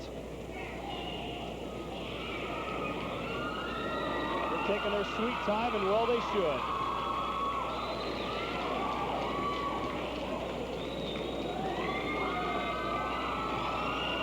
Just a week ago, it was Butte Central, the other team in Butte, winning the Class A crown with a thrilling win over Billings Central. And now tonight, the Bulldogs do it in the AA.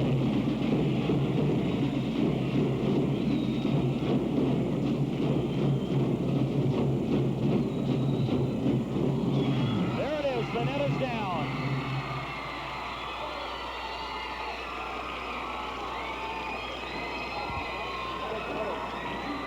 Now I think Ed's going to try to grab a couple